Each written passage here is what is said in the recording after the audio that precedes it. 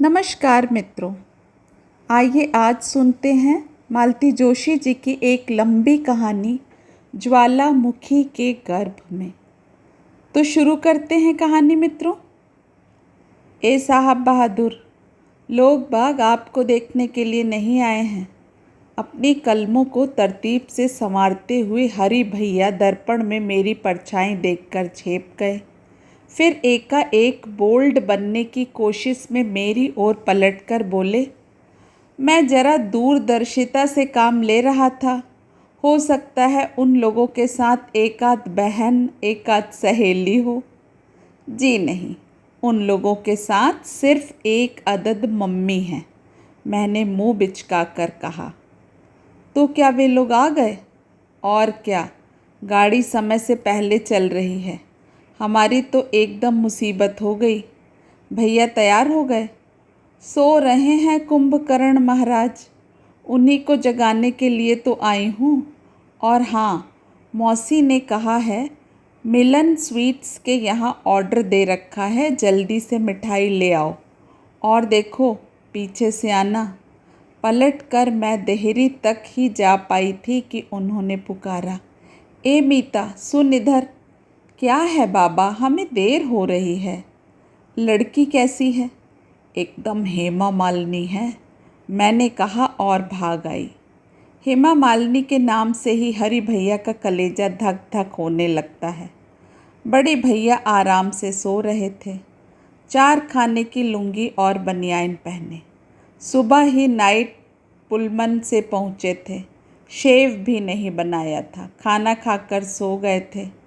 तो अब तक अभी जो लड़की वाले आकर देख जाएं तो दोबारा इस घर का रुख ना करें। माँ और मौसी भी खूब हैं, कम से कम सुबह इन्हें संकेत तो दे देती। कोई घर से भाग तो नहीं जाते, उन्हें फंसाने में खुद फंस गई हैं। अच्छा हुआ, ऐसा ही होना चाहिए। भैया उठिए, माँ बुला रही हैं, मैंने उन्हें झकझोरते हुए कहा।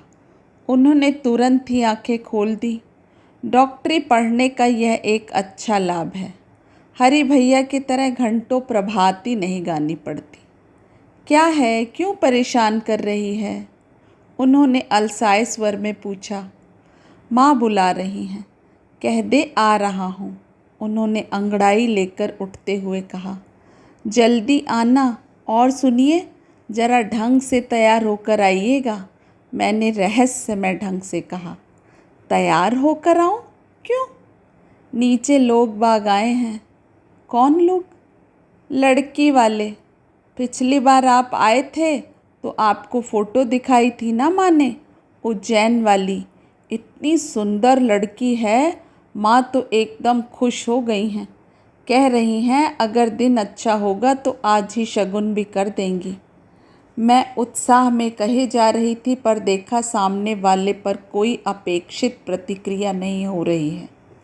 कंघी करते करते उनका हाथ एकदम रुक गया था, माथे पर गहरी लकीरें खिंच आई थी। मैं चुप हो गई। लड़की के साथ कौन कौन है? उन्होंने धीरे से पूछा। माँ हैं, पिताजी हैं, भाई हैं, पूरा कबीला है। भाई को ज़रा ऊपर भेज दे मेरे पास। मैं असमंजस में वहीं खड़ी रही तो खींचकर बोले, सुनाई नहीं दिया क्या? जी अच्छा, मैंने मुंह फुलाकर कहा और जीना उतरने लगी। सारा उत्साह फीका पड़ गया था। हॉल में खनकती हुई हंसी के साथ संभाषण पूरे यौवन पर था। मौसी 1-2 बार उज्जैन हो आई थी। लड़की के भाई पिता भी घर देखने और माँ से मिलने के बहाने 1-2 बार आ चुके थे, इसलिए अपरिचय की कोई दीवार बीच में नहीं थी। मैं एकदम सबके बीच में जाकर खड़ी हो गई। लड़की के भाई की तरफ मुखातिब होकर बच्चों की तरह ठुनकती आवाज़ में कहा, आपको भैया बुला रहे हैं ऊपर कमरे में। क्षण भर को बातचीत जैसे जम गई। वे पिता की मौन सम्मति पाकर उठे और गाइड की तरह मैं साथ हो ली। ऊपर जाकर देखा भैया पतलून और कमीज पहन चुके हैं। मुंह पर पानी के छींटे देकर नींद भगाने का भी प्रयास किया गया है। बिखरे बाल भी अब तरतीब से संवारे हुए लग रहे थे। दोनों ने अपना अपना परिचय देते हुए गर्मजोशी से हाथ मिलाया। भैया ज़्यादा उत्साहित नहीं लगे। शायद सफ़र की थकान और नींद का बोझिलपन अब भी उन्हें छोड़ने को तैयार नहीं था। तू जा मीता, मैं मिस्टर पाठक को नीचे ले आऊँगा, भैया ने कहा। यह आदेश था। नरम स्वर में कहे जाने के बावजूद मैं उसे टाल नहीं सकी। मिस्टर पाठक ज़्यादा देर ऊपर नहीं रुके। हॉल में लौटे तो उनका चेहरा भारी था। सबकी आंखें उन पर टिक गईं। क्या बात है ललित? पिता ने व्यग्रता से पूछा। मिस्टर पाठक ने एक बार अपनी ओर, एक बार मेरी माँ की ओर देखा, फिर सख्ती से होंठ भींचते हुए बोले, डॉक्टर मनीष चाहते हैं कि उनकी माँ के सामने यह रहस्य ना खोला जाए, मगर मेरी बला से। पापा, इन महाशय का कहना है कि इनकी सगाई हो चुकी है। क्या? कितने कंठों ने एक साथ प्रश्न किया। मनीष! माँ किस बुरी तरह से चीखी। क्या है माँ? भैया ने कमरे से आते हुए शांत स्वर से पूछा। ये ललित भाई क्या कह रहे हैं? ठीक कह रहे हैं। किस लड़की से शादी कर रहा है तू? यह सब चर्चा बाद में भी हो सकती है माँ, भैया ने उसी शांत स्वर में कहा और फिर मेहमानों से माफ़ी मांगते हुए कहा, मुझे बहुत बहुत अफसोस है। इन लोगों ने अगर ज़रा भी संकेत दिया होता तो शायद। ओह, ज़रा इन्हें संभालिए। कहते हुए वयोवृद्ध मेहमान एकदम उठ खड़े हुए थे। हम सब ने चकित होकर देखा। माँ बेहोश होकर कुर्सी पर ही लुढ़क गई थी। मैं तो चीख कर उनसे लिपट जाने को हुई, पर भैया ने सख्ती से मुझे दूर खड़ा कर दिया। उस समय उनका चेहरा ऐसे लग रहा था जैसे पत्थर में तराशा गया हो। अपनी मजबूत बाहों में माँ का दुर्बल शरीर समेटते हुए उन्होंने भीतर जाते हुए इतना ही कहा, मौसी, मेरे साथ आना ज़रा। पीछे पीछे जाने की इच्छा को बहुत मुश्किल से रोक पाई मैं। वहीं सोफे पर बैठकर दोनों हाथों में मुंह छिपाकर सिसकने लगी। मिसेस पाठक मेरा सिर सहलाती रहीं। अजीब असमंजस की स्थिति थी। एकाएक ललित ने कहा, हम सब चलें पापा? ना बेटे, ऐसे अच्छा नहीं लगता। बहन जी की हालत ज़रा ठीक तो हो जाने दो। तो आप रुकिए, मैं जा रहा हूँ। ठहरो दादा, मैं भी आपके साथ चलूँगी। उस दर्प भरे स्वर से चौंक कर मैंने सिर उठाया। कमरे में उस सजी धजी मूर्ति का अस्तित्व ही मैं भूल गई थी। लेकिन क्या यह वही चेहरा था जो कुछ समय पहले तक शर्मीली मुस्कान से दमक रहा था? भैया का चेहरा अगर काले संगमरमर में बदल गया था तो यह पूरी की पूरी प्रतिमा बर्फ हो गई थी। अरे, ये लोग जा रहे हैं, अंदर चाय लग गई है ना? खुशबू का एक भभका आया और लजीली मुस्कुराहट लिए हरी भैया कमरे में दाखिल हुए। एक क्षण को अनचाहे सबकी निगाहें उन पर टिक गईं।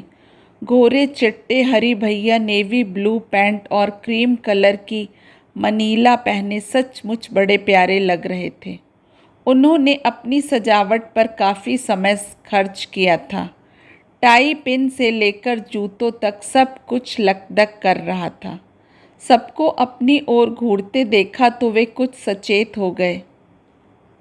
और लोग कहाँ हैं? चाय बिल्कुल तैयार है। बेचारे हरी भैया, इतना तरस आया उन पर। दीन दुनिया से बेखबर वे चाय की मेज ही सजाते रह गए थे। आपकी तारीफ? ललित के पिताजी ने पूछा।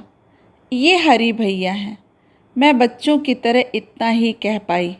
पढ़ते हैं? जी हाँ, बीकॉम फाइनल में हूँ, उन्होंने लचीले अंदाज में कहा। ललित और सुलक्षणा इस बीच कब चले गए पता नहीं चला। कुछ देर बाद तौलिए से माथे का पसीना पोंछते हुए भैया बाहर आए। अब वे कैसी हैं? मिस्टर पाठक ने व्यग्रता के साथ पूछा। अब अच्छी हैं, थैंक गॉड। क्या ऐसा अक्सर होता है? मिसेस पाठक ने पूछा। जी पहले अक्सर होता था। दरअसल मेरे पिताजी और मुझसे छोटी एक बहन एक साथ एक एक्सीडेंट में चल बसे थे। उस हादसे ने माँ का मन बहुत तोड़ दिया है। किसी भी आघात को सह नहीं पाती। मुझे अफसोस है सब मेरी वजह से हुआ। कोई बात नहीं, मिस्टर पाठक ने उनकी पीठ को थपथपाते हुए कहा। आप लोगों को मेरी वजह से इतनी परेशानी उठानी पड़ी, मैं अपनी शर्मिंदगी का बयान नहीं कर सकता। भैया ने भर्राए कंठ से कहा। नहीं, इसमें तुम्हारी कोई गलती नहीं थी, मिस्टर पाठक ने सांत्वना के स्वर में कहा। मुझे वे पति पत्नी सज्जनता की प्रतिमूर्ति लगे। आत्मग्लानि से उबरकर अब भैया ने सिर ऊपर उठाया। अरे हरी, तुम कहाँ थे अभी तक? जज साहब, यह मेरा छोटा भाई हरीश है। हाँ, अभी नमिता जी ने परिचय कराया था। भैया चाय यहीं मंगाई जाए या? हरी भैया कहते कहते रुक गए। प्रसंग का गांभीर्य अब भी उनकी समझ में नहीं आया था और सबके सामने उन्हें समझाया भी नहीं जा सकता था, पर शायद वातावरण के तनाव को वे कुछ कुछ अनुभव कर रहे थे। एक एक कप चाय भी हम आपको ना पिला सके तो हमें बहुत दुख होगा। मुझे उम्मीद है आप ना नहीं करेंगे। भैया इतने विनम्र हो सकते हैं, यह मेरी कल्पना से भी परे था। शायद वे अब भी अपने आप को क्षमा नहीं कर पा रहे थे। उनके अनुरोध को पाठक दंपत्ति टाल नहीं सके। मेज दुल्हन की तरह सजी हुई थी। सबने निशब्द चाय के घूंट भरे और उठ खड़े हुए। भैया, मैं और हरी भैया गाड़ी तक उन लोगों को छोड़ने गए। मौसी माँ की सेवा का बहाना लिए कमरे में ही बैठी रहीं। गहमा गहमी में बीता हुआ दिन शाम को यूं चुपचाप उदास होकर लौट गया था। माँ, मुझे कुछ कहना है। माँ के तलुओं में घी की मालिश करते हुए मैंने सिर उठाकर देखा। भैया छाती पर दोनों हाथ बांधे विवेकानंद की मुद्रा में खड़े थे। माँ ने कुछ जवाब नहीं दिया और मुंह फेर कर लेटी रहीं। इतना रोष हो आया माँ पर। पिछले 2 दिनों से उन्होंने भैया से एक बार भी बात नहीं की थी। बेचारे चुपचाप उनकी सेवा करते रहे थे। उन दिनों उनका चेहरा इतना करुण लगता था कि दया हो आती थी। मैं सोचता हूँ माँ, अब तुम्हारी तबीयत इस लायक हो गई है कि मेरी बात सुन सको, सह सको। वैसे भी मेरे पास अब समय नहीं है। सुबह की बस से मुझे चले जाना है, भैया ने कहा और दरवाज़ा बंद करके कुर्सी पर बैठ गए। कुछ क्षण तक वे कलाई घड़ी को गोल घुमाते रहे। शायद अपनी बात ठीक से कह पाने का साहस संजो रहे थे, पर माँ ने उन्हें मौका ही नहीं दिया। बोली, मीता दरवाज़ा खोल दे, मेरा दम घुट रहा है। मैं उठने लगी तो भैया ने हाथ पकड़कर मुझे रोक दिया। दरवाज़ा मैंने जानबूझकर बंद किया है मीता। इस घर में प्राइवेसी नाम को नहीं रह गई है। 2 दिन से छटपटा रहा हूँ, पर इतने सारे लोगों के बीच मैं अपने मन की बात नहीं कह सकता। उस दिन कह तो चुका था मन की, क्या अब भी कोई कसर बाकी है? माँ एकदम उठ बैठी। उत्तेजना से उनकी माथे की नसें फड़कने लगी थी। उस दिन कहाँ कुछ कह पाया था? तुम सुनने की स्थिति में ही नहीं थी। आशा थी कि तुम स्वयं पूछोगी कि मैं यूं एकाएक कैसे चला आया हूँ। सोच रहा था कि शादी की बात सुनकर तुम्हें कुछ तो उत्सुकता होगी, पर लगता है तुम्हें अपने बच्चों में उतनी भी दिलचस्पी नहीं रह गई है। दिलचस्पी नहीं होती तो तेरे लिए दुनिया जहान की लड़कियां देखती फिरती मैं। 4 भले आदमियों के सामने मेरा अच्छा तमाशा बनाया तूने। और माँ ऐसे कांपने लगी जैसे जूड़ी चढ़ आई हो। भैया प्लीज़, अभी ये सब बातें रहने दो। माँ की हालत देख रहे हो ना? देख रहा हूँ, बरसों से देख रहा हूँ। अपनी बड़ी से बड़ी समस्या को मझधार में छोड़कर पहले दौड़कर इन्हीं को देखना पड़ा है, इन्हीं को संभालना पड़ा है। सारी ज़िंदगी यही करता आ रहा हूँ, तभी तो 25 साल की उम्र में ही एकदम बुढ़ा गया हूँ। माँ का हिलता हुआ शरीर एकदम काठ की तरह स्थिर और निस्पंद हो गया था। वे फटी फटी आंखों से भैया को देखने लगी थी, पर वे एक क्षण को भी वहाँ नहीं रुके। माँ देर तक तकिए में मुंह छुपाए सुबकती रही। मौसी ने तरह तरह से मुझसे तर्क वितर्क किए, पर मैंने कुछ नहीं बताया, और बताने के लिए था भी क्या। सुबह भैया बस के लिए घर से निकले, उस समय माँ सो रही थी। काफ़ी रात गए वे सो पाई थी, इसी से उन्हें जगाया नहीं गया था। जाते हुए कमरे में चुपचाप बुलाकर उन्होंने मुझे एक लिफाफा पकड़ाया था। रात देर तक सो नहीं सका था, काफ़ी बातें इकट्ठी हो गई थी मन में। तू पढ़कर फाड़ देना, शायद तेरे संदूक में भी यह सुरक्षित ना रहे।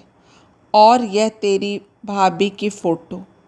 मैंने झपट कर फ़ोटो उठा ली थी। एक भरा भरा चेहरा और दो हंसती हुई आंखें।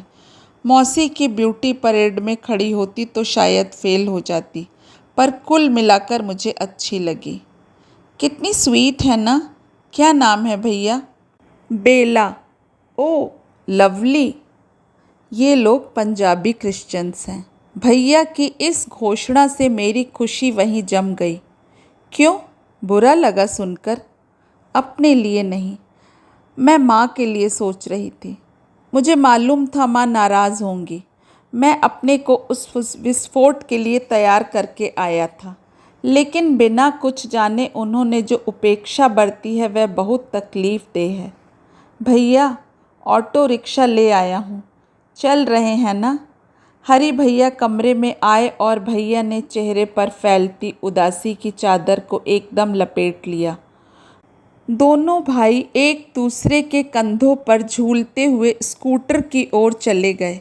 मैं डबडबाई आंखों से उस ओर देखती रही। भैया पिछले 6 सालों से बाहर थे।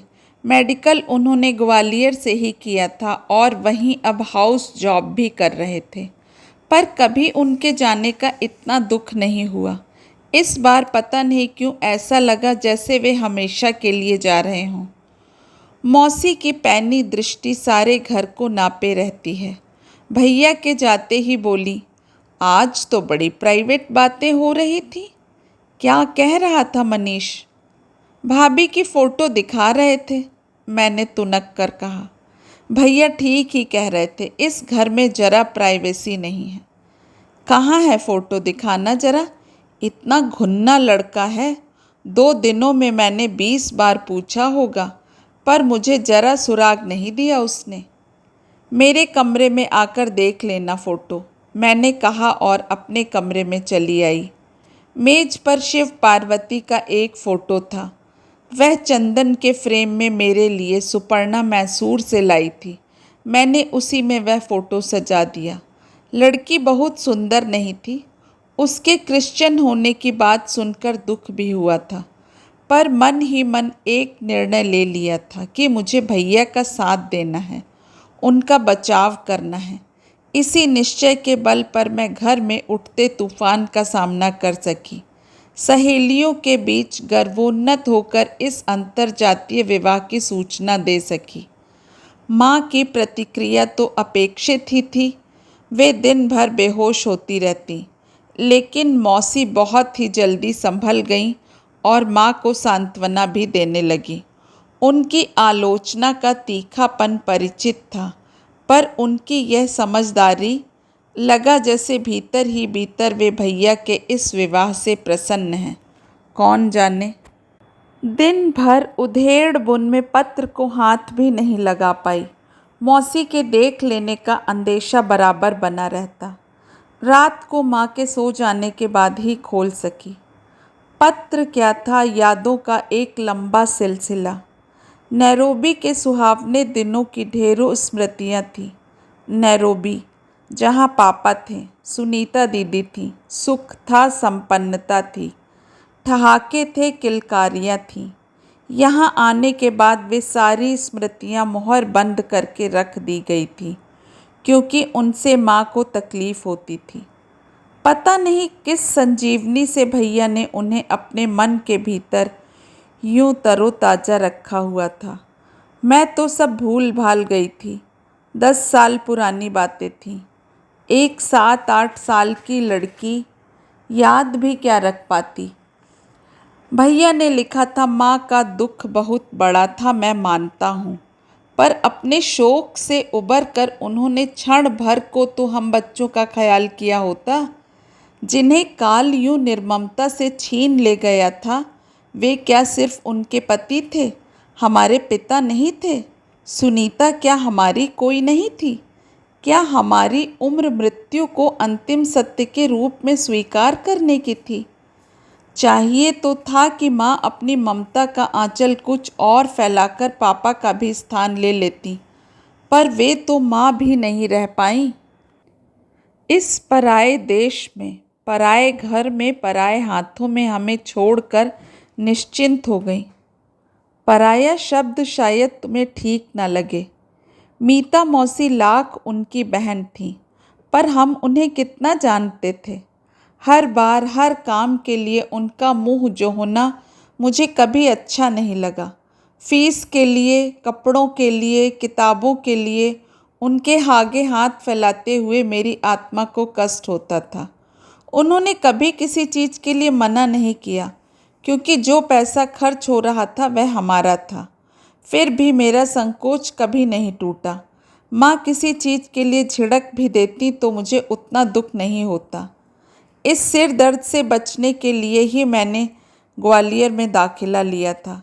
रोज़ रोज़ अपने स्वाभिमान की हत्या मैं नहीं कर पाता था।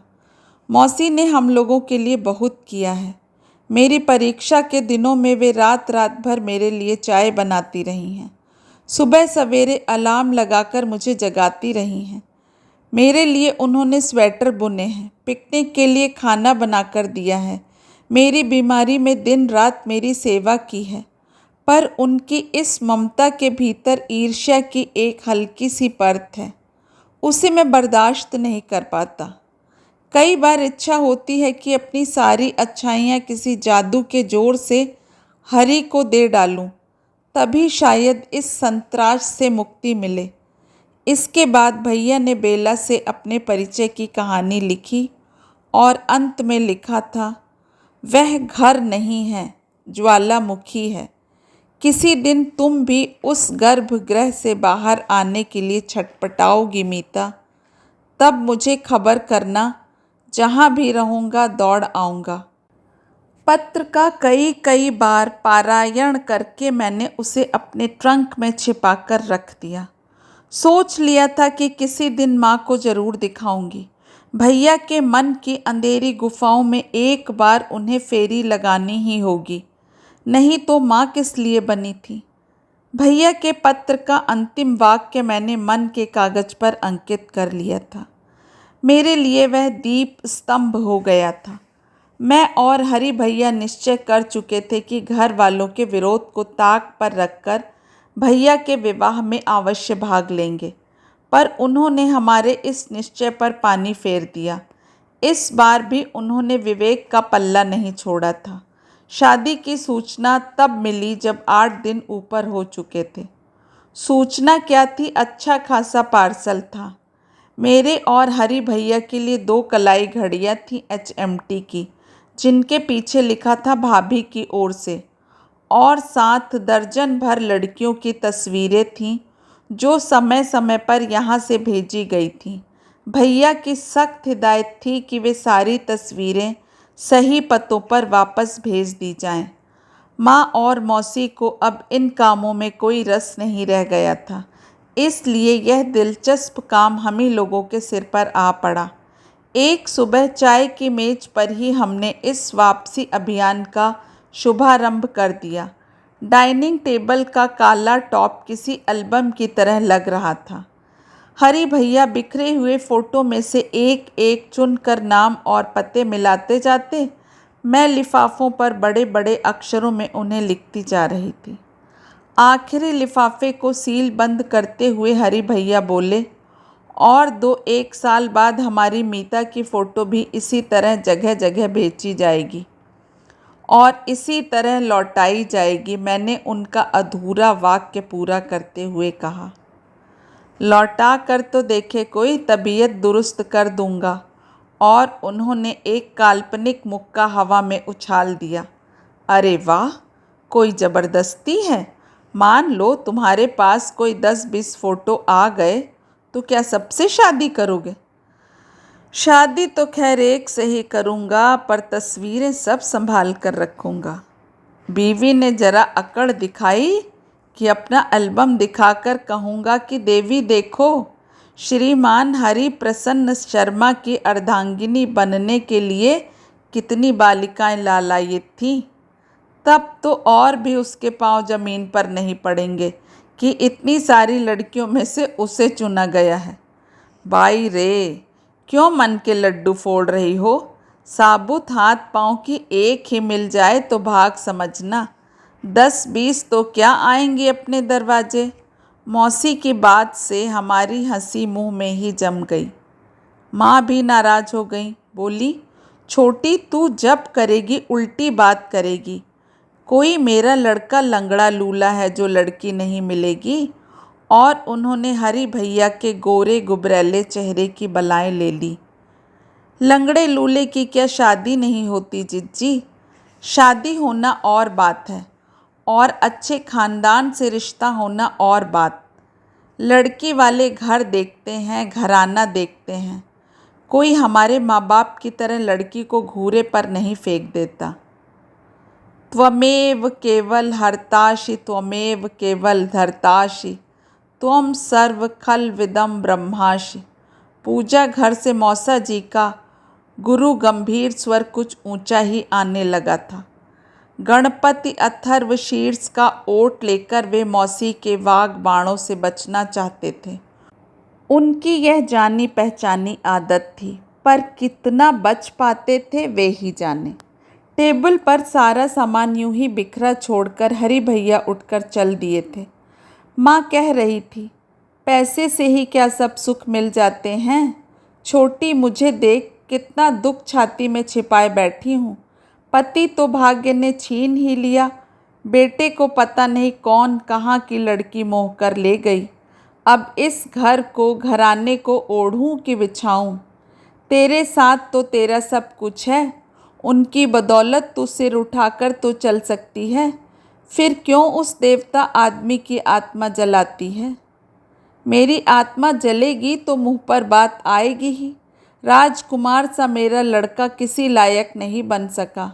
लोग बाग ठाकुर जी के आगे घंटी भर बजाना जानते हैं। इतनी खीज, इतनी ऊब हो आई मुझे। पता नहीं इन दोनों बहनों को अपने दुखों से इतना लगाव क्यों है। खुद भी रोएंगी, साथ वाले की जिंदगी भी जहर करके रख देंगी। पूजा घर से अब विष्णु सहस्त्र नाम सुनाई दे रहा था। हरि भैया, चलिए घर घर की कहानी देख आएं। वीणा कह रही थी, खूब अच्छी पिक्चर है। मैंने आंधी की तरह उनके कमरे में प्रवेश करते हुए कहा, अपने घर की कहानी से तो क्या अच्छी होगी? वे पुस्तक में आंखें गड़ाए ही विष्णु स्वर में बोले, बेकार ही फिलॉसफी तो मत झाड़िए, चलिए ना। लौटते हुए कविता के यहाँ होते आएंगे, मुझे अपनी कॉपियाँ लेनी हैं। मेरी सहेलियों के नाम से खिल उठने वाला उनका चेहरा वैसा ही सख्त बना रहा। वे पूर्ववत पुस्तक के पन्ने पलटते रहे। चलिए भी, हमारे साथ कोई नहीं है, इसी से इतनी खुशामद कर रहे हैं। आप साहब ज़्यादा ही स्कॉलर बने जा रहे हैं। और मैंने पुस्तक छीन कर परे फेंक दी। मैं कोई तुम्हारा बॉडीगार्ड हूँ जो हर जगह तुम्हारे साथ घिसटता फिरूँगा? प्लीज़ मेरे कमरे से दफ़ा हो जाओ। ये आँखें, यह चेहरा, यह आवाज़। चाहिए तो था कि क्रोध से मेरा तन बदन जल उठता, पर विस्मय और दुख से भरकर मैं फटी फटी आँखों से उन्हें निहारती रही। पाँव मन भर के होकर वहीं जम गए। किसी तरह अपने को ठेल कर मैं दरवाजे तक ले गई, पर उतनी देर बाद उस जाने में कोई प्रतिष्ठा नहीं रह गई। सॉरी मीता, मैं अनचाहे ही ठिठक कर रह गई थी। मुझे बहुत अफसोस है मीता, इस तरह तुम्हें जलील करने का मुझे कोई हक नहीं था। इस कमरे पर मेरा अधिकार ही क्या है? यह कमरा, यह घर, ये सब तुम्हारा ही तो है। हम तो केवल क्या हैं हम लोग यही समझ नहीं पाता। नौकरों की भी अपनी कुछ औकात होती है, लेकिन हम तो सिर्फ पैरासाइट्स हैं। सॉरी होना क्या इसे ही कहते हैं? उसके बाद वहाँ रुकना असंभव ही था। सीधे अपने कमरे में आकर बिस्तर में पड़ रही।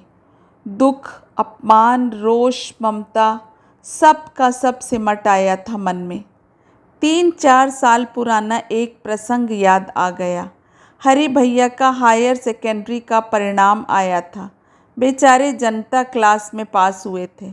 माँ कह कह कर हार गई, पर मौसी ने ₹1.25 के लड्डू भी नहीं बांटे।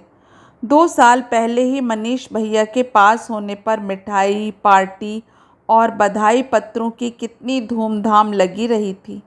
भैया मेरिट लिस्ट में चौथे नंबर पर आए थे। उसके मुकाबले में हरि भैया का परिणाम सचमुच फीका था, पर मौसी के वाग बाणों ने तो उसे करुण बना दिया था। आखिर माँ ने ही डांटा था, चुप कर छोटी, तेरी बातों से तंग आकर लड़का कहीं नदी कुआं कर बैठेगा तो जिंदगी भर को रोती रहेगी। तब कहीं मौसी का अनवरत भाषण समाप्त हुआ था। शाम की आरती के बाद मौसा जी ने मुझे पूजा घर में बुलाकर मेरे हाथ पर 2 पेड़े रखे थे। ये मेरे बेटे के पास होने की मिठाई है बिटिया। गरीब आदमी हूँ ना, ज़्यादा जश्न तो नहीं मना सकता। 7वीं 8वीं क्लास की बेवकूफ़ सी लड़की थी मैं। उनकी बात का मतलब नहीं समझ सकी, पर उनकी आँखों की पीड़ा, उनके स्वर का वात्सल्य मुझसे छिपा नहीं रहा। वह थोड़ी सी मिठाई लिए मैं प्रतीक्षा में बैठी रही। बहुत रात गए लौटे थे हरि भैया। आकर छत पर अपने बिस्तर पर चुपचाप लेट गए थे। मैंने दबे पांव जाकर पेड़ा उनके मुंह में ठूस दिया था। क्या है ये? वह हड़बड़ा कर उठ बैठे थे। मिठाई है? किस बात की मिठाई? उन्होंने मरी हुई आवाज़ में पूछा था। एक हमारे हरि भैया हैं, उनके पास होने की। मैंने शरारत से आंखें नचाकर कहा। कुछ क्षण वे चुप रहे, फिर बोले, किसने बाटी है? मौसी ने। मेरे सिर पर हाथ रखकर कहो। कैसी कहती चुप होकर रह गई। बाबूजी ने अपने ठाकुर जी को भोग लगाया होगा, ठीक है ना? अपने नालायक बेटे के पास होने की खुशी सिर्फ वे ही मना सकते हैं। और फिर एकाएक उनका चेहरा तमतमा उठा था। क्यों आए थे तुम लोग यहाँ? क्या उतने बड़े अफ्रीका में तुम लोगों के लिए जगह नहीं थी? आते ही तुम लोगों ने मेरा घर, मेरी माँ, मेरा सुख, सब कुछ छीन लिया। छोटा सा घर था हमारा, पर उस घर में मैं राजकुमारों की तरह पलता था। उस समय मेरी हर इच्छा पर अम्मा बिछ बिछ जाती थी। उस समय मैं उनकी आँखों का तारा हुआ करता था। और अब दुनिया में बस एक ही नाम रह गया है, मनीष, मनीष, मनीष। और पलंग की पाटी पर सिर रखकर वे सिसक सिसक कर रो पड़े थे। छोटी थी मैं उस समय, पर नारी की सहज ममता ने उम्र का व्यवधान कब माना है। उनके आंसू सोख लिए थे मैंने, उनका दर्द बांट लिया था। तब से उनकी हर व्यथा को अपने संपूर्ण संवेदन के साथ जीने की जैसे मेरी आदत हो गई थी, अधिकार हो गया था। और इस अनाम रिश्ते की पृष्ठभूमि पर आज उनका यह व्यंग कैसी चोट कर गया था। भीतर तक तिलमिला उठी थी मैं। तीसरे पहर में अपनी बुनाई लेकर छत पर बैठी हुई थी। हरि भैया पास में आकर बैठ गए, जैसे कुछ हुआ ही ना हो। मैं भी जानबूझकर फंदों के उलटफेर में उलझी रही। मीता हूँ। मैटिनी तो अब शायद नहीं मिलेगा। फर्स्ट शो में चलोगी? नहीं, रहने दो। यानी कि नाराज़ हो गई, यही ना? ठीक तो है, इस घर में हर एक को नाराज़ होने का अधिकार है, सिवाय मेरे। नाराज़ होने की बात नहीं है हरि भैया, बस मूड नहीं रहा। मैंने कुछ तल्खी के साथ कहा। वे चुप हो गए। फिर कुछ देर बाद बोले, अच्छा चलो नेहरू पार्क चलते हैं, वहाँ से लौटते हुए किशन के यहाँ चलेंगे, उसकी माँ तुम्हें बहुत याद करती हैं। आज रहने दो। अच्छा तो तुम्हारी कविता के यहाँ चलते हैं, या फिर वह कौन है अपर्णा सुपर्णा, उसके यहाँ हो आते हैं। कहा तो भाई कि मुझे कहीं नहीं जाना है, मैंने खींच कर कहा। वे फिर चुप हो गए और इस बार उनके चेहरे पर एक अजीब सी असहायता उतर आई। मेरे रूठ जाने का दुख उन्हें साल रहा था, परंतु मुझे मनाने का कोई उपाय भी वे खोज नहीं पा रहे थे। उनकी उदास डबडबाई आँखों को मैं अधिक देर तक नहीं सह पाई। अपने स्वर को यथाशक्ति नरम बनाकर मैंने कहा, सच कहूँ हरिदा, आजकल किसी के घर जाने की इच्छा ही नहीं होती। कहीं भी जाती हूँ तो तुलना में अपना घर उभर कर सामने आ जाता है। सोचती हूँ इतने अभाव में दुख में भी ये लोग खुश कैसे रह लेते हैं। दुनिया भर की मनहूसियत हमारे ही यहाँ क्यों है। कविता की माँ 6 महीने से खाट पर पड़ी है। सुपर्णा का इतना बड़ा परिवार इतनी सी आय के सहारे चल रहा है। तुम्हारे किशन के यहाँ 3 अनब्याही बहनें बैठी हुई हैं। फिर भी इन लोगों के यहाँ कुछ ऐसा है जो मन को बांध लेता है। जाती हूँ तो लौटने की इच्छा नहीं होती, और यहाँ तो हरदम भाग जाने का मन होता है। इसमें आश्चर्य की क्या बात है। यह कोई रहने की जगह थोड़े ही है, यह तो कब्रिस्तान है। यहाँ आदमी नहीं रहते, उनकी छाया रहती है। अपने आप को दफना कर उन पर पत्थरों की तरह जड़ी हुई ये छाया भर है। छी, क्या ये नव कवियों जैसी उपमाएं दे रहे हो? क्या इससे अच्छी कोई बात तुम्हारे दिमाग में नहीं आती? मैं कॉमर्स का विद्यार्थी हूँ, उपमा उत्प्रेक्षा क्या जानूँ। जैसा सोचता हूँ कह डाला। और तुम जानती हो मीता, कब्रिस्तान में कभी कभी कोई प्यारा सा पेड़ उग आता है, अपने सिर पर ढेर सारे खुशबूदार फूलों का मुकुट धारण किए हुए। यह अनोखा पेड़ वातावरण की उदासी को सुगंध से भिगोता रहता है। इस पेड़ का नाम जानती हो?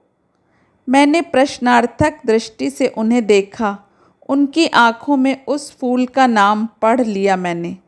इसके बाद भी रूठे रहना क्या संभव था? मीता, थोड़ी देर बाद वे बोले, तुम्हें वह जूनी कसेरा बाखल वाला हमारा घर याद है? नहीं तो। कभी कभी वह घर बहुत याद आता है।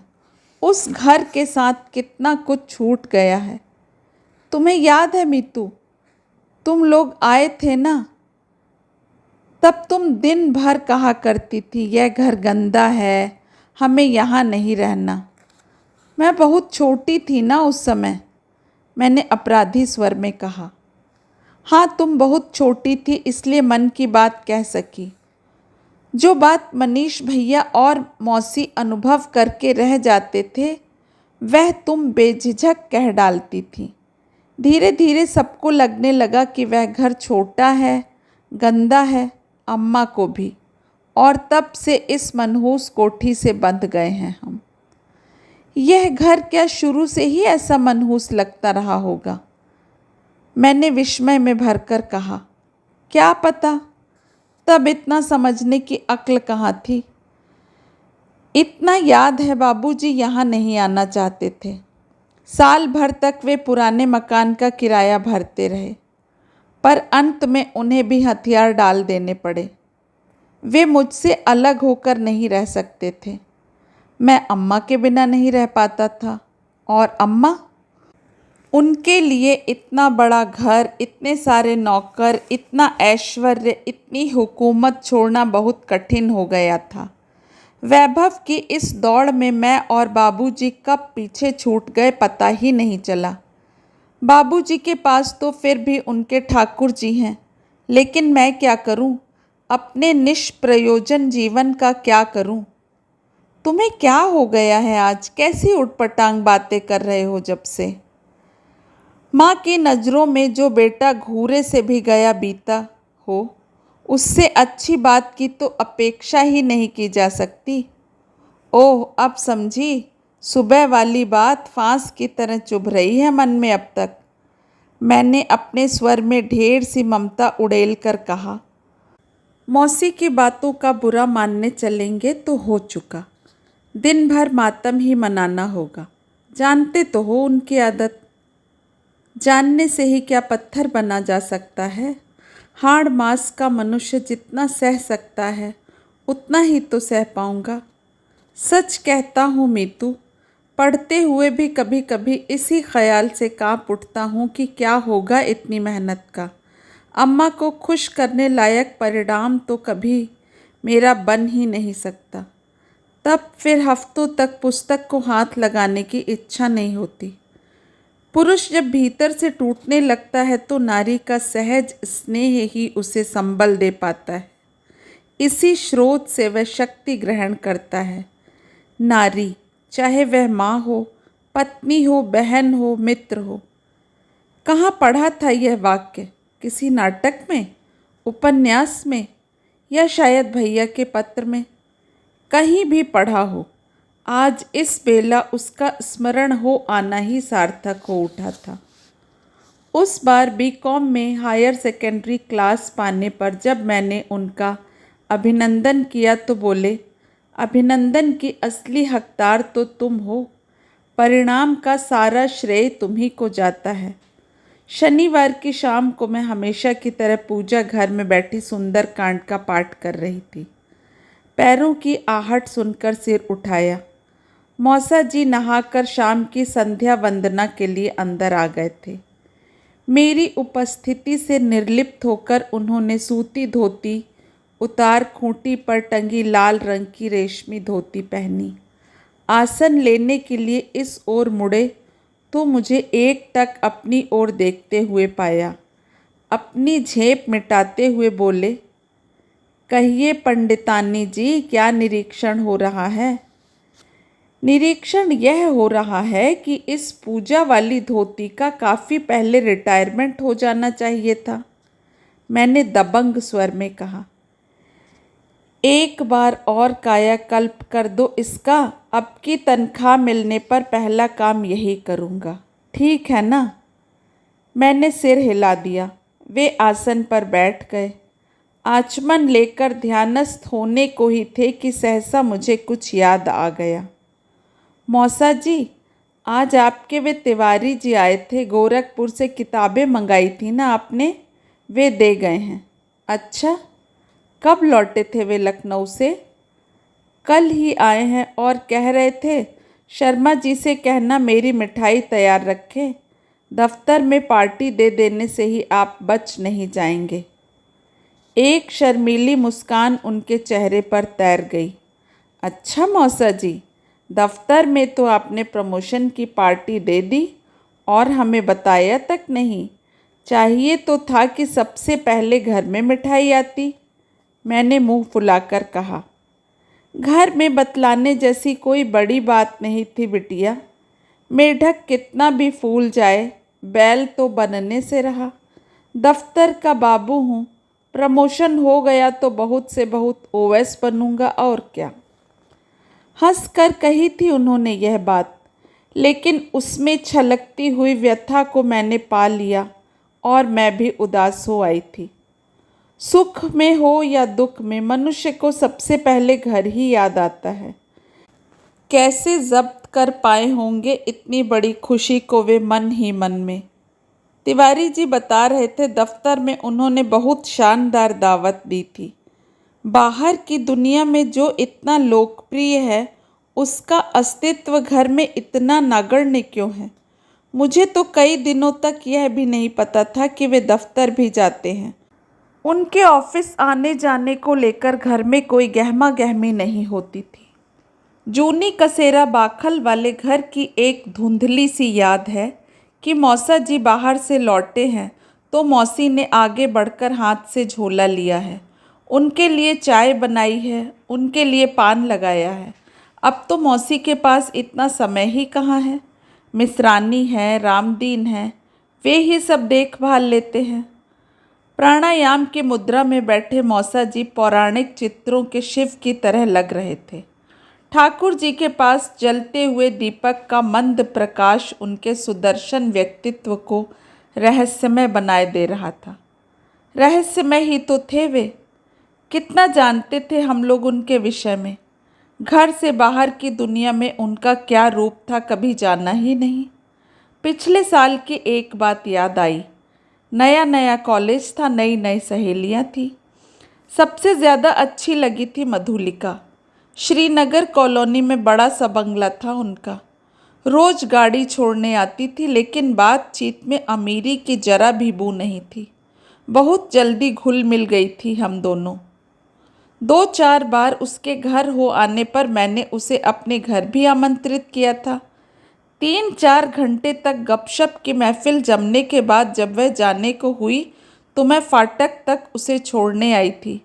उसी समय मौसा जी अपनी साइकिल लिए दफ्तर से लौट रहे थे। अच्छा, तो ये पंडित जी तुम्हारे यहाँ भी आते हैं? मधुलिका ने पूछा। कौन से पंडित जी? यही जो अभी अंदर गए। हमारे पीछे सर्वेंट क्वार्टर्स है ना, वहाँ हर रविवार को इनका चक्कर लगता है। खूब भक्ति ने जोड़ रखी हैं। 2-2 घंटे तक भविष्य बाँचते हैं। You know he is a lady killer. इससे ज़्यादा मुझसे सुना नहीं गया था। मधु, ही इज़ माय। वे मेरे मौसा जी हैं। ज्योतिष बहुत अच्छे जानते हैं और किसी से कुछ लेते भी नहीं। तुम तो जानती हो ऐसे लोगों के लिए हिंदुस्तान में भक्तों की कमी नहीं रहती। सॉरी नमिता, मुझे मालूम नहीं था, मधु ने झेपते हुए कहा था। बात आई गई हो गई थी, पर जब भी मधु को देखती वही बात याद आ जाती। क्या वह सच कह रही थी? ऐसा होना असंभव भी तो नहीं है। मनुष्य ही तो हैं आखिर वे। कहीं तो उनके अहम की तुष्टि होनी चाहिए।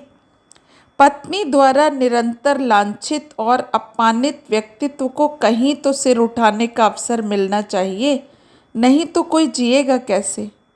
बिटिया जी, मैंने चौंक कर कहा। पाठ कर रही हो ना? कर तो रही हूँ, आपने बीच में टोक दिया। तुम कर नहीं रही थी इसलिए टोका था। पता है तुम कितनी देर से एक ही पन्ना खोले बैठी हो? आज मन ही नहीं लग रहा और मैंने रामायण बंद करके रख दी। मन अपने से लगता थोड़े ही है, उसे तो कान पकड़कर लगाना पड़ता है। और उनकी इस बात पर हम दोनों ही हंस पड़े। बिटिया, वे एकाएक गंभीर होकर बोले। कहिए। अपना मन अच्छे से टटोल कर देखा है तुमने? तुम कहोगी तो अब भी सारा आयोजन उखाड़ कर फेंक सकता हूँ। बुराई जो भी आनी होगी मेरे सिर आएगी, तुम चिंता मत करो। आप पता नहीं क्या कह रहे हैं। यह मत सोचो मीता बेटी कि मैं भी तुम्हारी मौसी की तरह अंधा हो गया हूँ। मेरी आंखें सब कुछ देखती हैं। तुम एक बार संकेत भर कर दो, फिर देखो मैं क्या करता हूँ।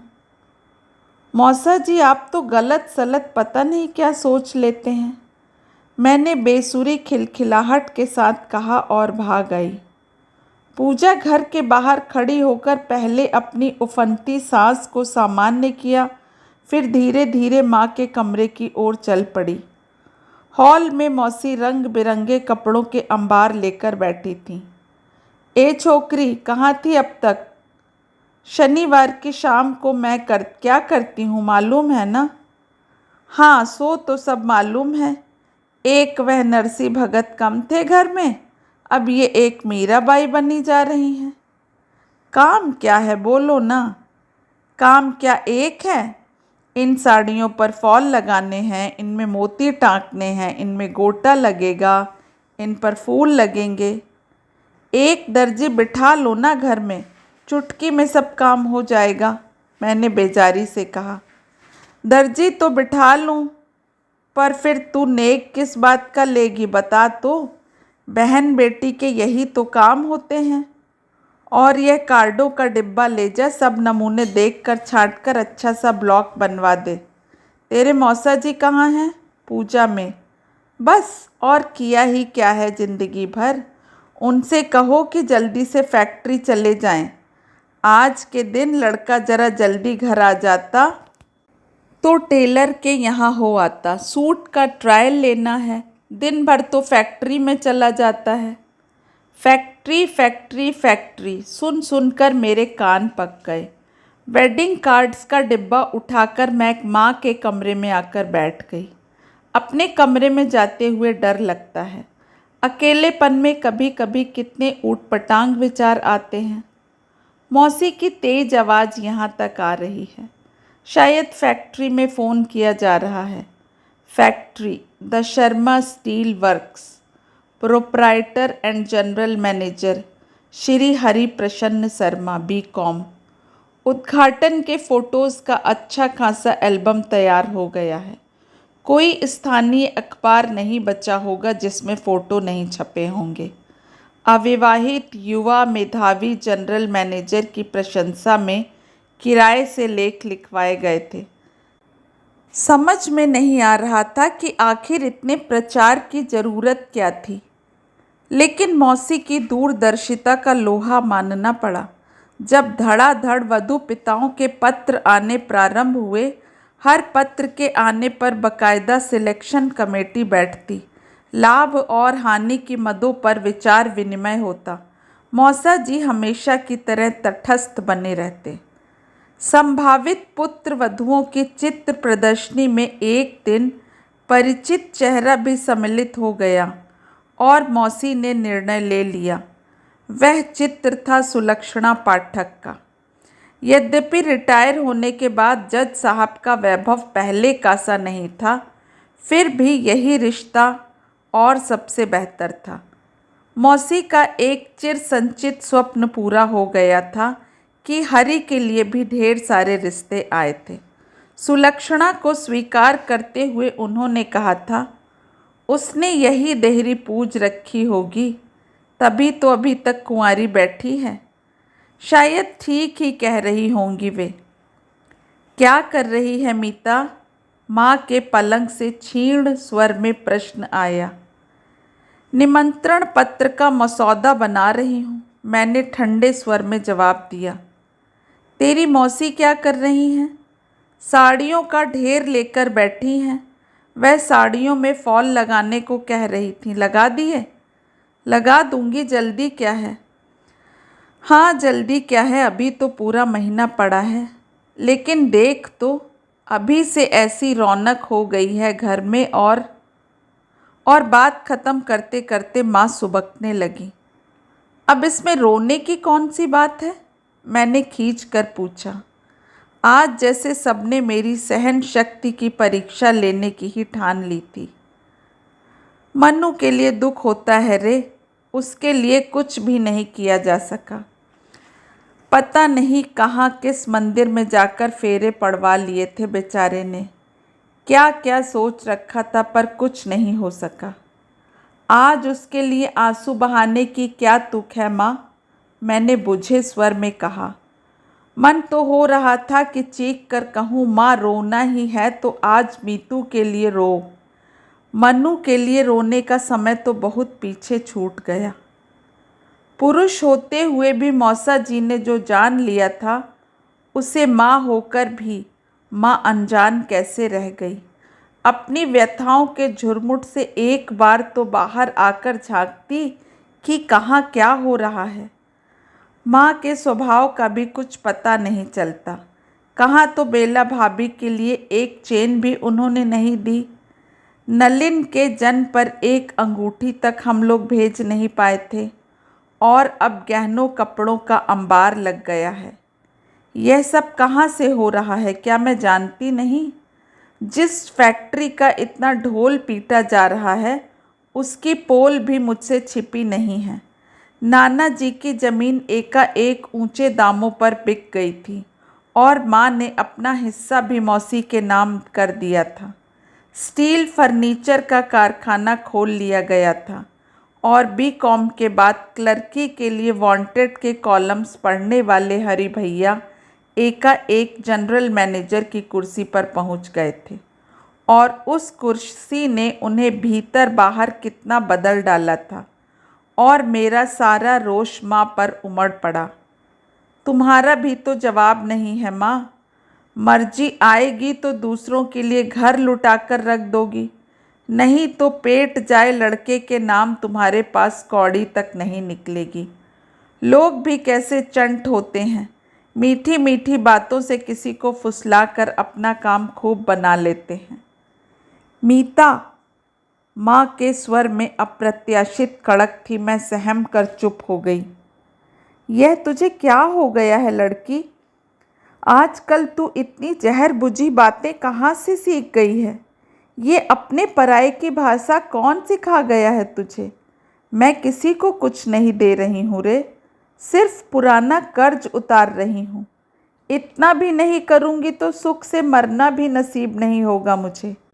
माँ दिन में 3 बार तो मरने की तैयारी कर ही लेती थी, इसलिए मुझ पर कोई विशेष प्रतिक्रिया नहीं हुई।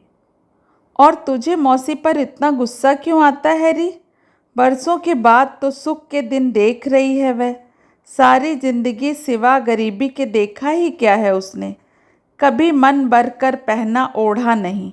कितनी कस्में दे दिलाकर कभी एक आध चीज़ दे पाई हूँ उसे।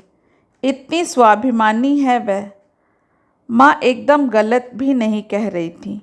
इस सारे ताम झाम के बीच भी मौसी एकदम सादगी से रहती थी। तीज त्योहारों पर माँ जिद करके उन्हें अपने गहने कपड़ों से सजाती, फिर उनका चेहरा अपने दोनों हाथों में उठाकर कहती, छोटी, सच भगवान ने कैसा राज रानी सा रूप देकर भेजा है तुझे धरती पर। लेकिन दीदी, किस्मत तो भिखारियों की दी है ना, उसका कोई क्या करे। मौसी अपने को छुड़ाकर कहती। यह बहुत खूब जोर से कही जाती, जिससे मौसा जी उसे ज़रूर सुन ले। तब मौसा जी का चेहरा व्यथा से काला पड़ जाता और हमारी सारी सहानुभूति उन्हीं के साथ होती। माँ की बनारसी साड़ियाँ मौसी लौटाने आती तो माँ कहती, रहने देना, यहाँ भी तो पड़ी पड़ी सड़ ही रही हैं। ना जीजी, इतने अच्छे कपड़े मुझ पर सजेंगे भला? अपनी औकात भी तो मुझे देखनी चाहिए। मैं तो तुम्हारे चरणों में पड़ी हूँ इसलिए कि लड़के की ज़िंदगी बन जाएगी, नहीं तो पता नहीं कहाँ भीख मांगता फिरेगा। यह तो बड़े होने पर ही पता चला कि ये बातें माँ से कहने का बहाना भर होता था। असली लक्ष्य होते थे लड़के के पिता। मैंने तिक्त स्वर में कहा, पता नहीं नाना जी ने दोनों लड़कियों के साथ इतना पक्षपात क्यों किया। वे तो कन्यादान करके छुट्टी पा गए। जिंदगी भर का काला पानी भुगतना पड़ा है मौसा जी को। कोई खुशी से अपनी बेटी को कुएं में नहीं फेंक देता री। उसका इतना बड़ा सर्वनाश तो मेरे कारण हुआ है। तुम्हारे कारण? हाँ, तुम्हारे पापा के कारण। कमरे में कुछ समय तक केवल चूड़ियों की खनक ही सुनाई देती रही। मनु के जन्म के समय की बात है। मैं 7वां लगते ही माता जी के पास हैदराबाद आ गई थी। तेरे पापा बेंगलोर में थे, वहाँ और कोई नहीं था, इसलिए मनु 4-5 महीने का हो गया।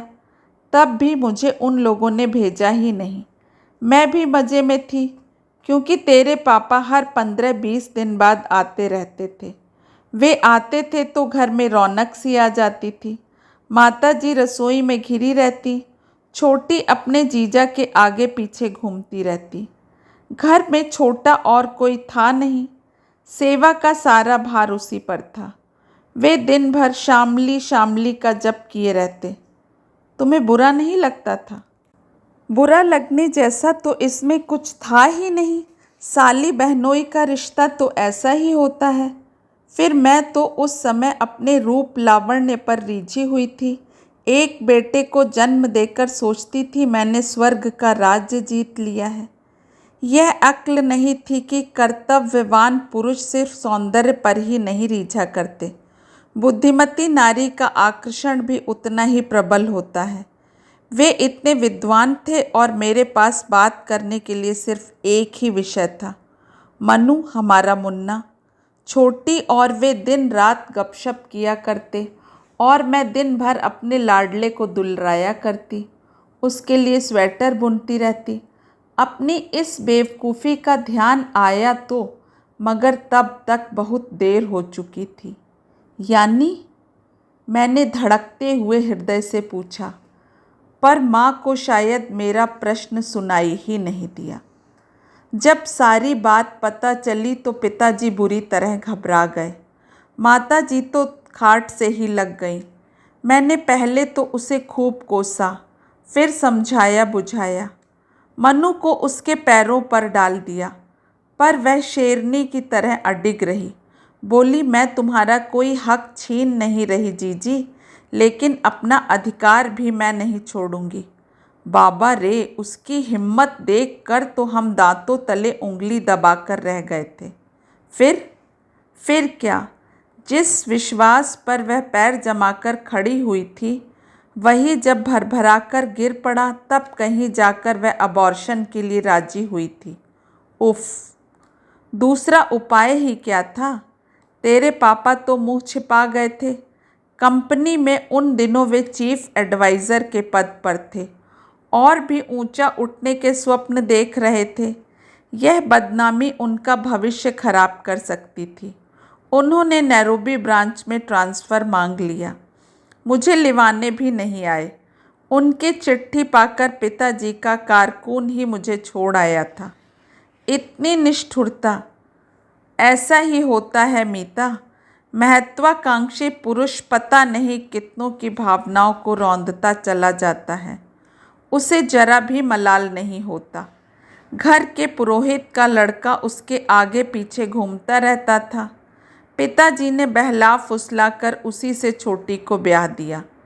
लड़की एक बार बदनाम हो जाए तो शादी में कितनी मुश्किलें आती हैं, तुझे पता नहीं। मौसा जी को पता था सब? क्या पता, उनके मन की थाह किसी ने पाई भी है कभी? वे जरूर जानते होंगे। वे सबके मन की बात जान जाते हैं, तभी ना इतनी दूर आकर बस गए हैं। अपनी लंबी कहानी सुनाकर माँ निढाल होकर पड़ गई थी। मेरे मन में एक हाहाकार सा उठा। मैंने मचल कर कहा, माँ, यह सब मुझे सुनाने की क्या ज़रूरत थी? पापा की कितनी प्यारी इमेज थी मेरे मन में। उसे यूं नष्ट करके तुम्हें क्या मिला? और मुझे सचमुच लगा कि माँ ने पुराने अन्याय का नए सिरे से प्रतिशोध लिया है। लेकिन मरे हुए व्यक्ति से प्रतिशोध? छी! पापा की प्रतिमा के बनने बिगड़ने से अब क्या फ़र्क पड़ता है मीतू? लेकिन मौसी के लिए तू थोड़ा सहृदय होकर सोच सके, इसलिए यह सब कहना पड़ा है। जरा सोच तो, वह अपनी बाजी जीत जाती तो आज कहाँ होती, और मैं अपने मनु को लेकर उसी की शरण में आने को बाध्य नहीं होती क्या? जरा सोच तो। क्या सोचना था मुझे? माँ ने तो सारी रामायण इसलिए कह सुनाई थी कि मौसी के प्रति मेरा सारा आक्रोश कम हो, कुछ सहानुभूति उमड़ी तो, पर माँ के लिए कैसा लगा होगा फिर उस व्यक्ति के साथ दाम्पत्य निभाना? उसके बच्चों को जन्म देते समय क्या मौसी के अजन्मे शिशु की याद नहीं आई होगी? मौसी से मुंह छिपाकर तो अफ्रीका चले गए थे ये लोग, पर क्या अपने आप से बच सके होंगे? अपने आप को छल सके होंगे? विचारों का एक रेला सा उमड़ आया था मन में। उसे सप्रयास दूर हटाकर मैं पुनः कुर्सी पर आकर बैठ गई थी। राइटिंग पैड सामने खिसकाकर बड़े बड़े अक्षरों में लिखा, हरिप्रसन्न और सुलक्षणा का शुभ विवाह। रसोई में आकर मैंने चाय का कप उठाया ही था कि मौसी ने कहा, आज हरितालिका है ना मीतू? ओह, मुझे याद ही ना रहा, मैंने खिसिया कर कहा और कप वापस रख दिया। पता है काकी, मीता इतनी सी थी तब से तीज उपासी रहती है, पानी की बूंद तक नहीं लेती। मौसी ने मिस्रानी से कहा, हूँ जाणू नाय, काई ताबई तो शंकर भगवान प्रसन्न हो ही गया है। मुझे तो उनके प्रसन्न होने की कोई खबर नहीं मिली। तुम्हारे पास क्या शंकर भगवान का टेलीफोन आया है? हे म्हारा बाप, तमे मालम नी पड़ी काई? अबे हाल तार वालो कागज दे गियो नी नाई बाई। मुझे सचमुच ही कुछ मालूम नहीं था। मैंने धड़कते दिल से मौसी की ओर देखा। इसे कहाँ से पता होगा काकी? सीधी बिस्तर से उठकर चली आ रही है। किसका तार था? मनीष का। पंचमी को तेरी सगाई हो रही है। वाजपेयी लोगों को लेकर वह आ रहा है। कौन? भैया आ रहे हैं? हाँ, फिर श्राद्ध पड़ जाएंगे तो सारे काम धरे रह जाएंगे ना, इसी से इतनी जल्दी। मैं चुप ही रही। गर्मियों में भैया के यहाँ रायपुर में जिस युवक का साक्षात्कार हुआ था, उसकी आकृति आंखों के सामने लाने का यत्न करने लगी। लुगाइयों को जलम बापड़ो ऐसोज है हो।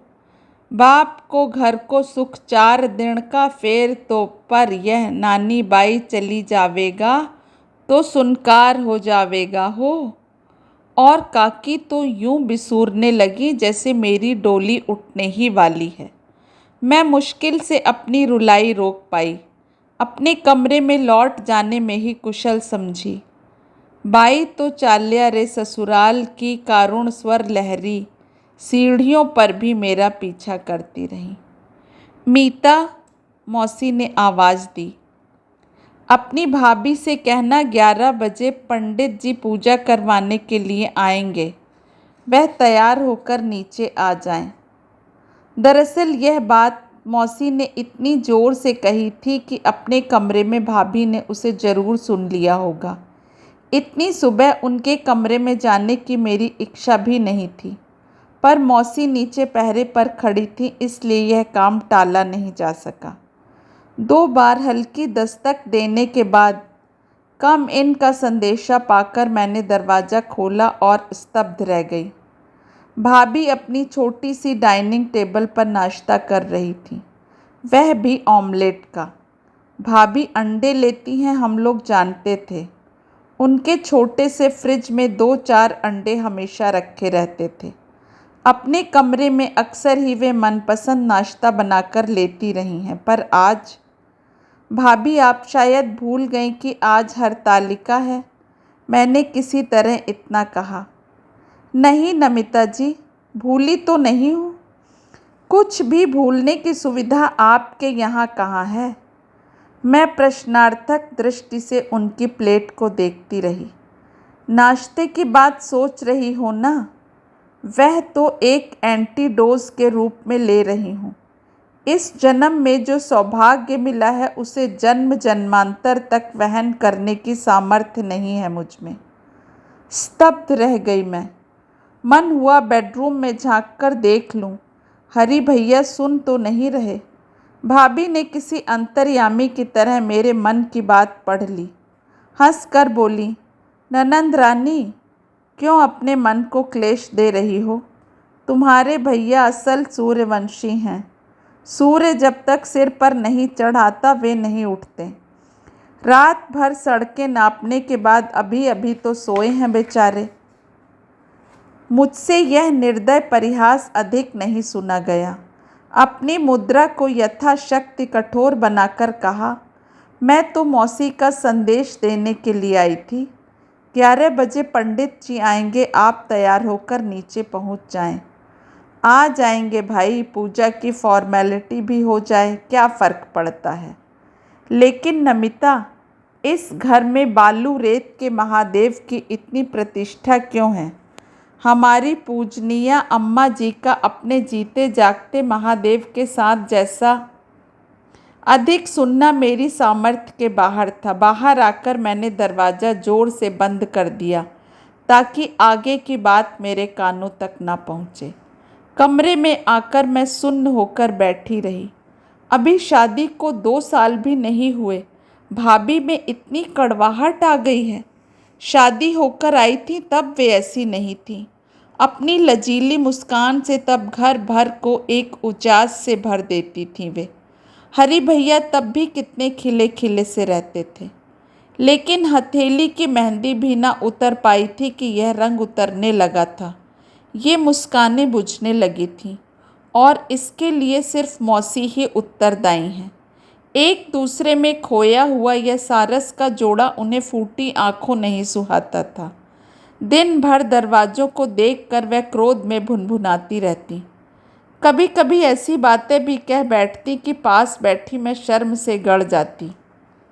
एक दिन अकेले में मौसा जी ने मेरे हाथ में एक लिफाफा पकड़ाकर कहा था, बिटिया हरी से कहो कहीं घूम घाम आए, घर में तो फिर सारी जिंदगी रहना ही है। लेकिन यह है क्या?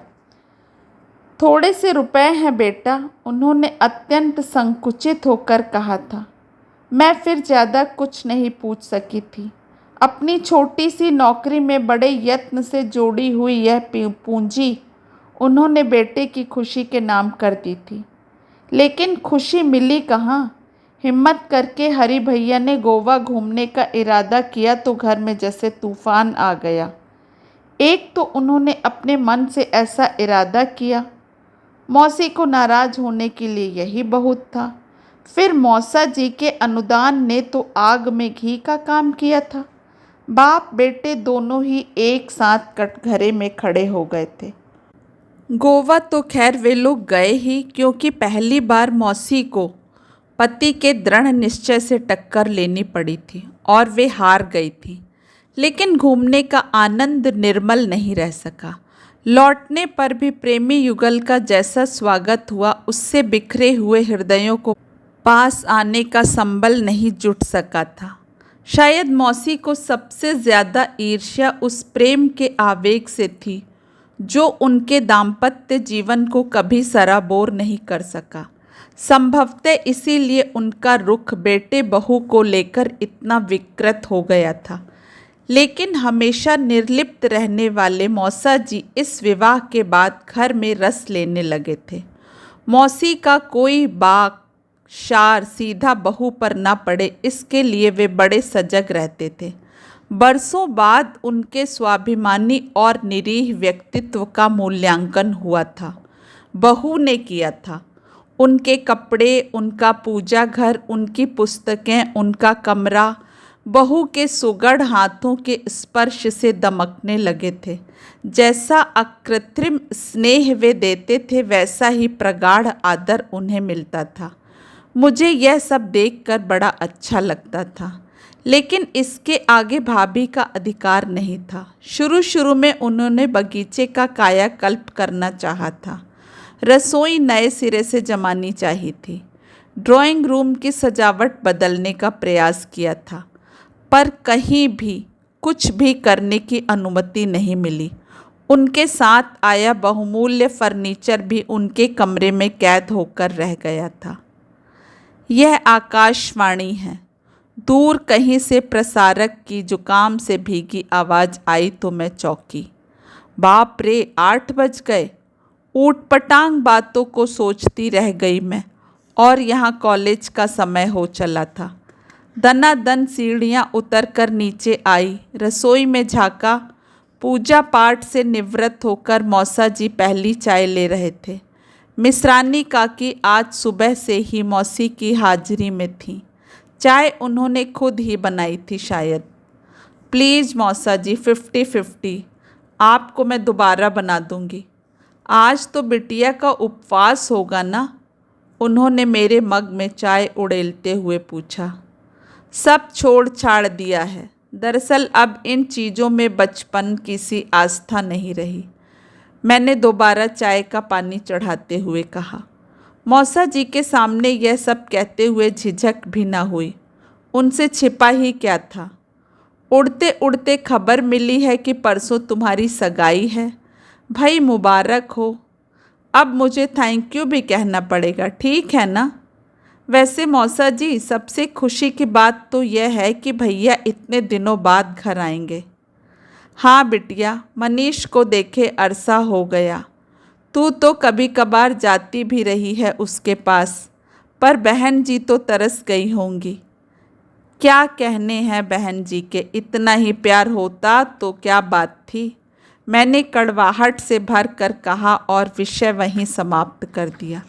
आज सुबह सुबह यह अच्छी खबर मिली थी और मैं खुश होकर उसे सेलिब्रेट करना चाहती थी।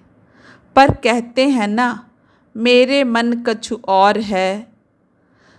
पूजा सामग्री और दक्षिणा पोटली में बांधकर पंडित ने दरवाजे के बाहर पैर दिया ही होगा कि मौसी बरस पड़ी। तीज त्योहार पर तो ढंग से पहन ओढ़ लिया करो। जिनके पास नहीं होता वे नकली गहने गुड़ियों से घर भर लेते हैं। इनके पास है तो ये दलिद्दर दिखाने से ही धन्य होती हैं। चौकी के आसपास रंगोली बनाती हुई भाभी का हाथ क्षण भर को कांप गया। चेहरे की रेखाएं कठोर हो आईं, पर दूसरे ही क्षण उनकी उंगलियां पूर्ववत चलने लगीं, जैसे कुछ हुआ ही नहीं। उनका यह पथरीला मौन ही मौसी को सहमा देता है। सामने बोलने वाले को तो वे चुटकियों में उड़ा देती हैं। मैंने उस अप्रिय प्रसंग को समाप्त करते हुए कहा, माँ, भैया के लिए अपना कमरा खाली कर दूँ? मैं तुम्हारे कमरे में आ जाऊँगी। अरे वह कौन सा महीना भर रहने आ रहा है, कहीं भी पड़ा रहेगा। लेकिन दिल्ली वालों को कहाँ टिकाएंगे, पता नहीं कितने लोग हैं। हॉल में इंतजाम कर लें या किसी होटल में ठहरा लें। क्यों छोटी, मुझसे क्या पूछती हो जीजी? घर का मालिक जाने और उसका काम जाने, अपन हुक्म के गुलाम हैं, मौसी ने रुखाई से कहा।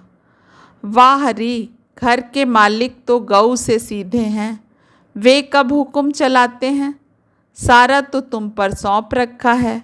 बेचारे अपने ठाकुर जी को लेकर मगन रहते हैं, कभी किसी काम में दखल नहीं देते। तुम घर का मालिक किसे समझ रही हो, मीतू के मौसा को? वाह जीजी, तुम्हारा भी जवाब नहीं है। और मौसी विद्रूप भरी हंसी हंस उठी। तो क्या हरी के लिए कह रही हो? उसकी तो 8-8 दिन मुझे सूरत नहीं दिखाई देती, पता नहीं कहाँ रहता है। अच्छा लौटे तो उससे कह देना जल्दी से कुछ व्यवस्था कर ले, अब समय ज़्यादा नहीं है। माँ का उत्साह देखकर मुझे खुशी हो रही थी। हरी कुछ नहीं करेगा जीजी। क्यों? मौसी के कंठ स्वर से आशंकित होकर माँ ने पूछा। क्योंकि वह घर का मालिक नहीं है। घर का मालिक मनीष है। उसे आने दो, जैसा कहेगा कर देंगे। मौसी ने जैसे दो टूक बात कह दी। तू हमेशा उल्टी बात करेगी छोटी, इसमें उल्टा क्या है जीजी? अपनी मर्जी का मालिक नहीं होता तो क्या यूँ परभारे शादी तय करता? मैं तो खैर कोई नहीं हूँ, पर तुमसे तो पूछ सकता था। बताओ भला, तुम्हें एक बार लड़की तो दिखा सकता था। ओह, अब समझी। मैं सब कीन तो ही बिनु पूछे, ते ही ते पर्यों मनोरथ छूछे वाली बात थी। माँ का तो बहाना भर था। ठेस तो मौसी के अभिमान पर लगी थी। उनके सहज अधिकार की भैया ने सीधे उपेक्षा कर दी थी। इस अपराध को थोड़ा सौम्य बनाने की गरज से मैंने कहा, पूछताछ की गुंजाइश थी ही कहाँ? तुम्हारी काली कलूटी लड़की को किसी ने पसंद कर लिया, यही गनीमत थी। तुम लोग ठीक से देख परख सको इसलिए तो यहाँ आ रहे हैं, नहीं तो यह प्रोग्राम भी रायपुर में नहीं हो सकता था क्या? पहले से कुछ पत्र तो देना चाहिए। एकदम तार ठोक दिया। मौसी अब कुछ कुछ नरम पड़ती जा रही थी। उन्हें विश्वास है तुम्हारी कार्यकुशलता पर, इसलिए तो निश्चिंत हैं। मैंने मस्का मारा। उन्हें विश्वास है कि सारी व्यवस्था ठीक ठाक मिलेगी। व्यवस्था कौन बड़ी बात है, सगाई का क्या, मैं तो 4 दिन में शादी खड़ी कर सकती हूँ। पर तेरे भैया से डर लगता है। पूरा सनकी है, सनकी और जिद्दी एक नंबर का। पाठक लोग पहली बार आए थे तब कैसा तमाशा किया था, याद है ना? मैं सहम गई। मौसी क्या सहज भाव से यह सब कह गई थी?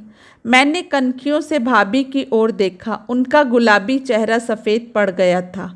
होंठ इतनी सख्ती से भिजे थे कि लगता था अब खून ही आ जाएगा। स्मृति का वह अध्याय निश्चय ही किसी भी लड़की के लिए अपमानजनक था। वे कुछ देर बुत बनी बैठी रहीं और फिर एक झटके के साथ ऊपर उठकर चल दी। उनसे दृष्टि हटाकर मैंने माँ को देखा। वे एकटक भाभी को देख रही थी। उनकी आंखों में क्या था, और मैं समझ गई कि मौसी ने यह सब सहज भाव से नहीं कहा था। भाभी के स्वाभिमान को डंक मारने का चाहे उनका उद्देश्य न रहा हो, पर भैया के प्रति माँ के मन में जहर घोलना उनका मंतव्य था। यह काम योजनाबद्ध तरीके से वे बरसों से करती आ रही हैं। दर्जन भर लड़कियों में से सुलक्षणा को चुनने के पीछे भी शायद यही हेतु था। दिन भर वह माँ के सामने इसी घर में रहेंगी और माँ कभी न भूल पाएगी कि मनीष ने उनके साथ क्या किया। दूसरे दिन सुबह सुबह मौसी ने कहा, मीता, भाभी से कहो कि जल्दी आरती कर लें तो पूजा सिरा दें। बिना उसके गणेश जी कैसे विराजेंगे? मैंने तुनक कर कहा, बार बार मुझे उनके कमरे में मत भेजा करो मौसी, अच्छा नहीं लगता। दरअसल मुझे उस कमरे में जाते डर लग रहा था। रात घनघोर बारिश होती रही थी। मैं पढ़ने का बहाना करके नीचे जागरण में भी शामिल नहीं हुई थी। अपने कमरे की सांकल लगाकर चुपचाप पड़ी रही थी, पर बंद किवाड़ों को भेद कर भी बगल वाले कमरे की आवाज़ें अनचाहे सुनाई पड़ रही थीं। निश्चय ही वह प्रेमालाप नहीं था। भाभी को पहली बार मैंने इतनी ऊंची आवाज़ में बोलते हुए सुना था।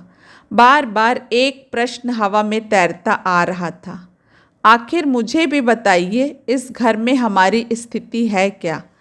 क्या उत्तर दिया था हरि भैया ने सुन नहीं पाई मैं। जब रात ऐसी महाभारत वाली थी तो सुबह का आलम पता नहीं कैसा होगा। इसी से ऊपर जाना टाल गई मैं। रतजगे के लिए मिश्रानी काकी यहीं रुक गई थी। वे ही इस समय काम आई। बड़े उत्साह से ऊपर गईं और कुछ देर में लौट आईं। लाड़ी उजीन जा रही दिखे, कहे कि म्हारा दाजी बीमार है। हरी, मौसी की धारदार आवाज़ घर में गूंजी। क्या है? सीढ़ियों के सिरे पर खड़े होकर हरि भैया ने पूछा। पता नहीं कितने दिनों बाद उन्हें देखा था। एक ही छत के नीचे रहते हुए हम लोग एक दूसरे से हफ्तों नहीं मिल पाते थे। वे सोकर उठते तब मैं कॉलेज जा चुकी होती। वे रात को लौटते तब तक सारा घर सो चुका होता। जब जब उन्हें देख पाती हर भार लगता, वे पहले से अधिक संवला गए हैं, दुबला गए हैं। तब प्राणों में कैसी तो मरोड़ उठती। बहू कहाँ जा रही है? मौसी का प्रश्न मेरी विचारधारा को तोड़ गया। मैं क्या जानूं, पूछ लो उसी से, हरि भैया ने सपाट स्वर में कहा। उसी से क्यों पूछूंगी? मैं तो तुझी से पूछूंगी। यह आग का गोला मेरे पल्ले बांधने से पहले पूछा था, अब क्यों पूछती हो? और मुंह फेर कर वे वापस अपने कमरे में चले गए। उनके आरोप से जड़ बनी मौसी वहीं खड़ी रह गई। मैं भाभी साहब के लिए रिक्शा लेने जा रहा हूँ, मांगी लाल ने कहा और छाता लेकर सबके सामने निकल गया। मौसी फटी फटी आंखों से देखती भर रह गई। घबरा कर मैं पूजा घर की ओर दौड़ी। मनोयोग से चंदन घिसते हुए मौसा जी मानस पूजा का पाठ कर रहे थे। मौसा जी जरा बाहर आइए जल्दी से। भाभी पता नहीं क्यों एकदम उज्जैन चली जा रही हैं। आप कहेंगे तो रुक जाएंगी। आपका बहुत आदर करती हैं, आपकी बात नहीं टालेंगी। किंतु वे वैसे ही बैठे रहे। चलिए ना, मैंने व्यग्रता से कहा। यह तुमसे किसने कह दिया कि वह मेरा आदर करती है? उस जैसी मनस्विनी का आदर पाने के योग्य मैं कहाँ हूँ? वह सिर्फ मुझ पर दया करती है। उस समय यह सारी चर्चा निरर्थक मालूम हो रही थी। हरी कहाँ है? अपने कमरे में। रोकना अगर चाहे तो वही उसे रोक सकता है, चाहे प्यार से चाहे अधिकार से। मेरे कहने का कोई मतलब नहीं निकलता। रिक्शा रुकने की आवाज़ आई और मैंने हताश होकर ऊपर देखा। बाहों पर रेनकोट और हाथ में सूटकेस लेकर भाभी उतर रही थी, लेकिन दरवाजे के भीतर जिसने प्रवेश किया वह मांगी लाल नहीं था, वे भैया थे। आते ही चिल्लाए, गुड मॉर्निंग एवरीबडी। माँ, भैया आए हैं, मैंने खुशी से किलक कर कहा और उनके कंधे से झूल गई। माँ और मौसी दौड़ी आईं और हम तीनों चारों प्यार के सैलाब में बह से गए। सीढ़ियों पर बुत बनी खड़ी भाभी की ओर किसी का ध्यान नहीं गया। भाभी जी, रिक्शा आ गया, मांगी लाल ने एकदम आकर कहा और तब हमें होश आया। किसके लिए रिक्शा आया है? सुलक्षणा के लिए। क्यों? कहाँ जा रही है? भैया ने जैसे प्रश्नों की झड़ी लगा दी। उज्जैन जा रही है। क्यों, कोई ख़ास बात? नहीं, ऐसे ही पिताजी से मिलने जा रही है, मैंने यत्नपूर्वक कहा। तब तो वह रुक सकती है, यह फंक्शन हो जाए फिर मैं खुद जाकर उसे छोड़ आऊँगा। मांगी लाल, यह रुपया दे और रिक्शा लौटा दे। दूसरे ही क्षण भाभी के कमरे का दरवाज़ा इतनी ज़ोर से बंद हुआ कि मैं काँप उठी।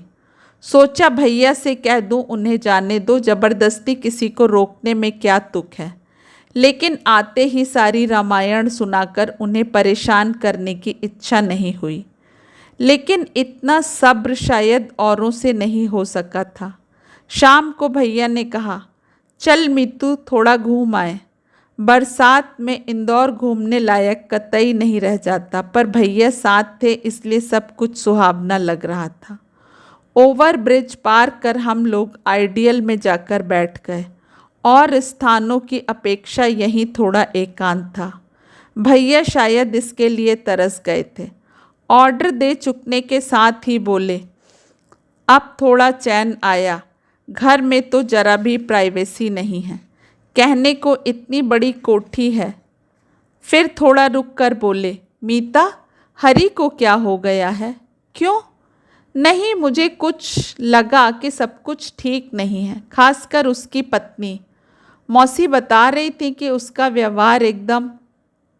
वह बिल्कुल ठीक है, बस भ्रांति के शिकार हुई हैं और यही सारे असंतोष की जड़ है।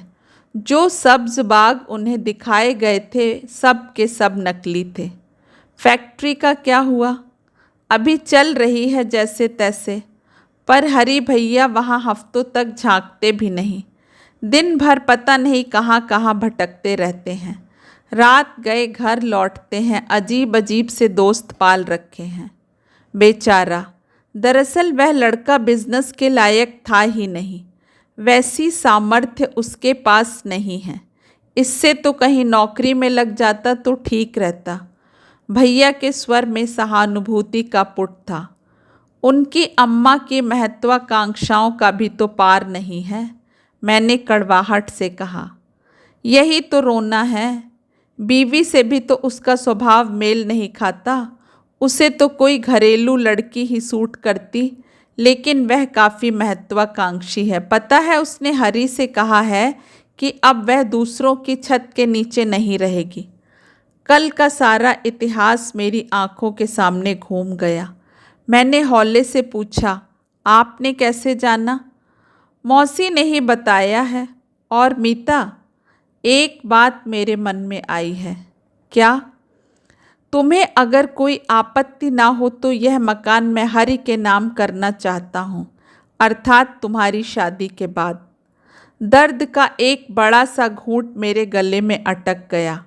बरबस अपने आंसू रोकते हुए मैंने पूछा, और माँ?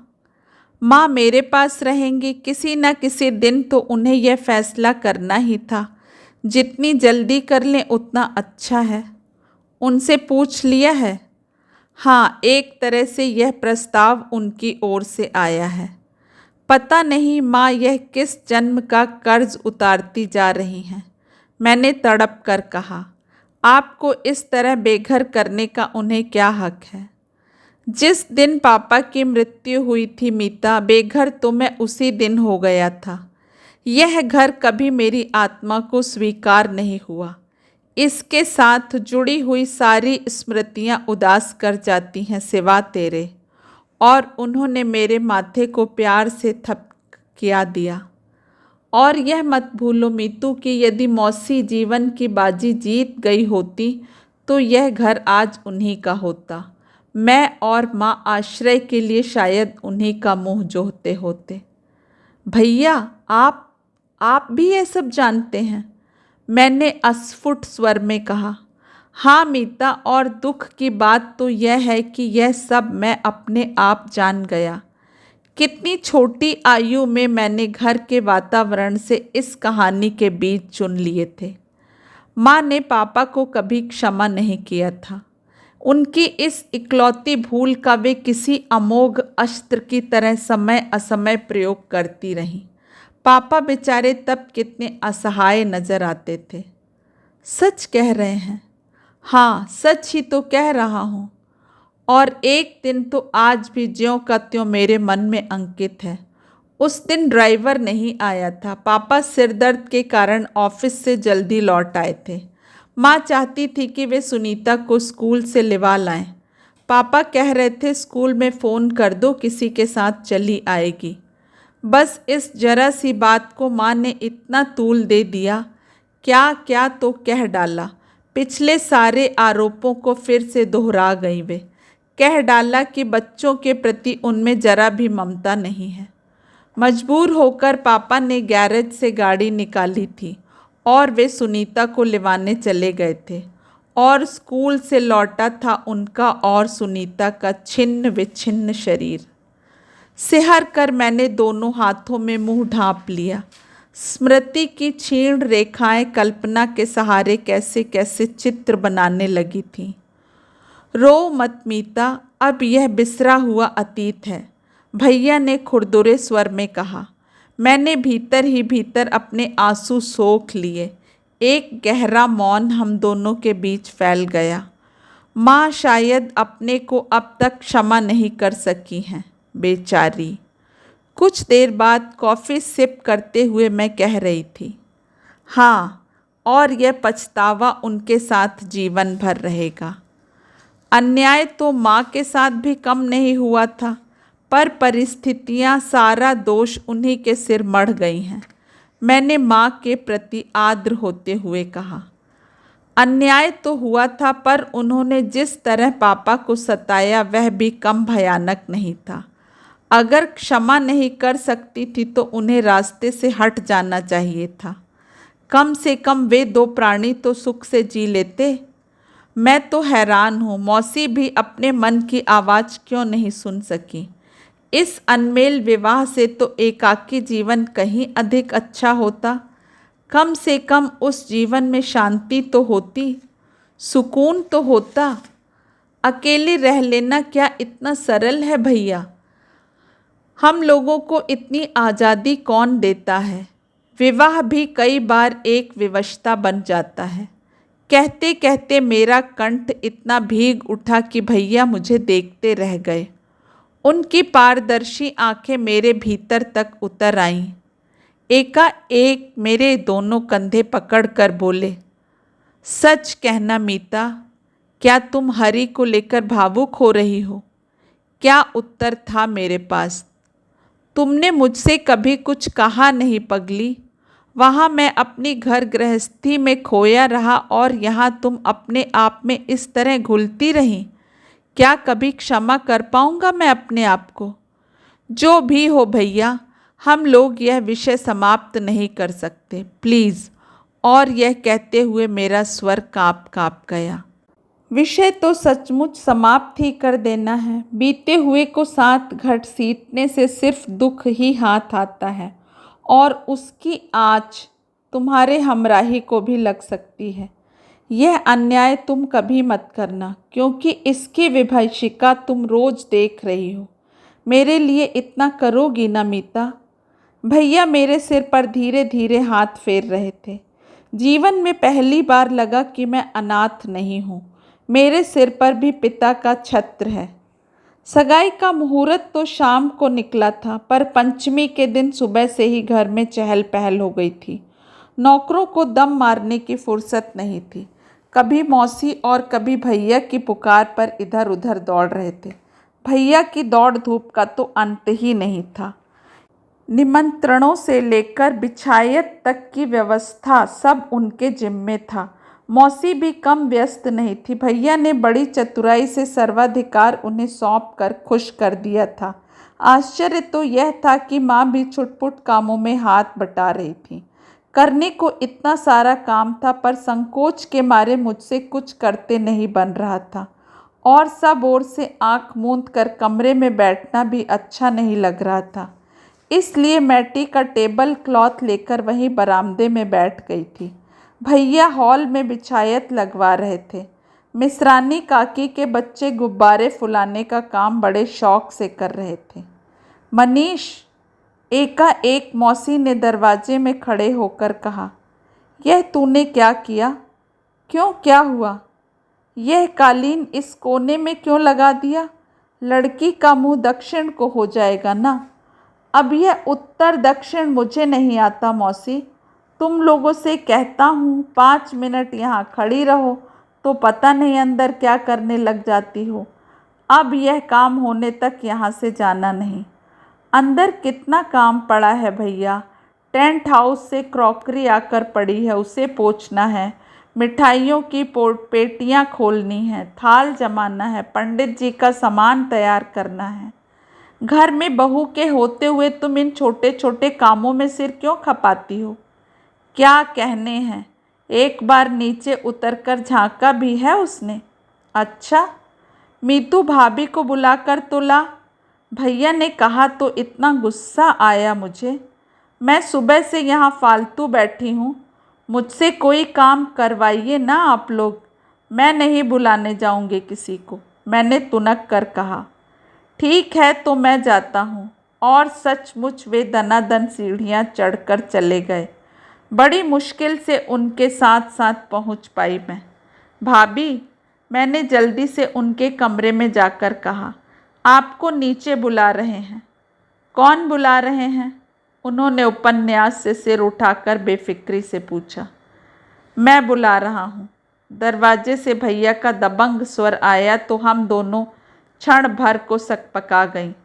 शाम को मीतू की सगाई का कार्यक्रम है। 3 बजे तैयार होकर तुम नीचे आ जाना। और अभी अगर मौसी चाहें तो उनका भी हाथ बटा लो। इतना कहकर भैया नीचे जाने के लिए उतर चुके थे कि भाभी तेजी से बाहर आईं और बोली, यह मालिक मकान का आदेश है। हाँ, आदेश ही समझ लो। मालिक ना सही, घर का बड़ा लड़का तो मैं हूँ। बड़ी सहजता से भैया ने कहा और नीचे उतर गए। बाद का नाटक देखने की मेरी इच्छा नहीं थी, इसलिए मैंने कमरे में अपने को बंद कर लिया। नियोजित वर महोदय की तस्वीर को सामने रखकर देखती रही, उसे मन में उतारने का प्रयास करती नहीं। पता नहीं कब भैया इस कमरे में रख गए थे। 2:30 बजे से ही माँ मौसी मुझे तैयार करने का संकल्प ले बैठी। कभी जूड़ा, कभी चोटी, कभी ढीली, कभी कसी हो। किसी तरह संतोष नहीं हो रहा था। माँ ने अपने 3-4 सेट निकाल कर रख दिए थे। दोनों ने अपनी कीमती चटक साड़ियों का मेरे सामने अंबार लगा दिया था। दोनों बहनें चंपई वरन की थीं। ये साड़ियाँ उन पर सचमुच फबती थीं, पर मेरा नाम तो कॉलेज में ब्लैक रोज़ ऑफ अफ्रीका पड़ा हुआ था। यह उन्हें कैसे समझाती? उन साड़ियों की ओर तो झांकते भी डर लगता था। माँ का तो सारा वार्डरोब ही पुराने फैशन का था। बरसों बंद रहने के कारण उन कपड़ों में अजीब सी गंध भर गई थी। भैया किसी काम से अंदर आए तो मैंने याचना की दृष्टि से उनकी ओर देखा। वे मेरी परेशानी समझ गए और खुद उस ढेर को उलट पलट करने लगे। तभी सुगंध का एक झोंका सा भीतर आया और उसके साथ ही यह प्रश्न भी, मेरे लिए क्या आज्ञा है? हम सभी की आंखें एक साथ दरवाजे की ओर उठ गईं। वहाँ जैसे महालक्ष्मी की अलंकृत प्रतिमा ही उतर आई थी। नाजुक जरी वर्क की साड़ी में भाभी को पहली बार देखा था। पिछली दिवाली पर यह उनके पीहर से आई थी, पर एक बार भी उन्होंने पहनी नहीं थी। एक अजीब सा विराग उन पर आ गया था। पहनने ओढ़ने का कोई शौक ही नहीं रहा था। महीनों उनके चेहरे पर मेकअप की हल्की सी परत भी दिखाई नहीं देती थी, पर आज जैसे उन्होंने सारी कसर निकाल ली थी। गर्वोन्नत मुद्रा में द्वार पर खड़ी वे पल भर को सबको अभिभूत कर गई थी। उनके इस आयोजन को सार्थक करते हुए सबसे पहले भैया ने ही सहज स्वर में कहा, वाह, इसे कहते हैं तैयार होना। सुलक्षणा, अब जरा मीतू को संभालो तो, ये दोनों बहनें तो उसका कार्टून बनाने पर तुली हुई हैं। इतना कहकर जब वे बाहर चले गए तो लगा मैं एकदम अजनबी हाथों में सौंप दी गई हूँ। 4 दिन पता नहीं कैसे फुर्र से उड़ गए और भैया के जाने का दिन आ पहुंचा। मैं भारी मन से उनके आसपास ही मंडरा रही थी।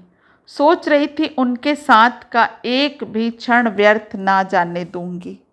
आपने बुलाया था? दरवाजे के बाहर खड़े होकर भाभी ने कुछ इस अंदाज में पूछा जैसे उन्हें बुलाकर कोई अपराध किया गया है। आओ सुलक्षणा, बैठो, कुछ ज़रूरी बातें करनी थी तुमसे।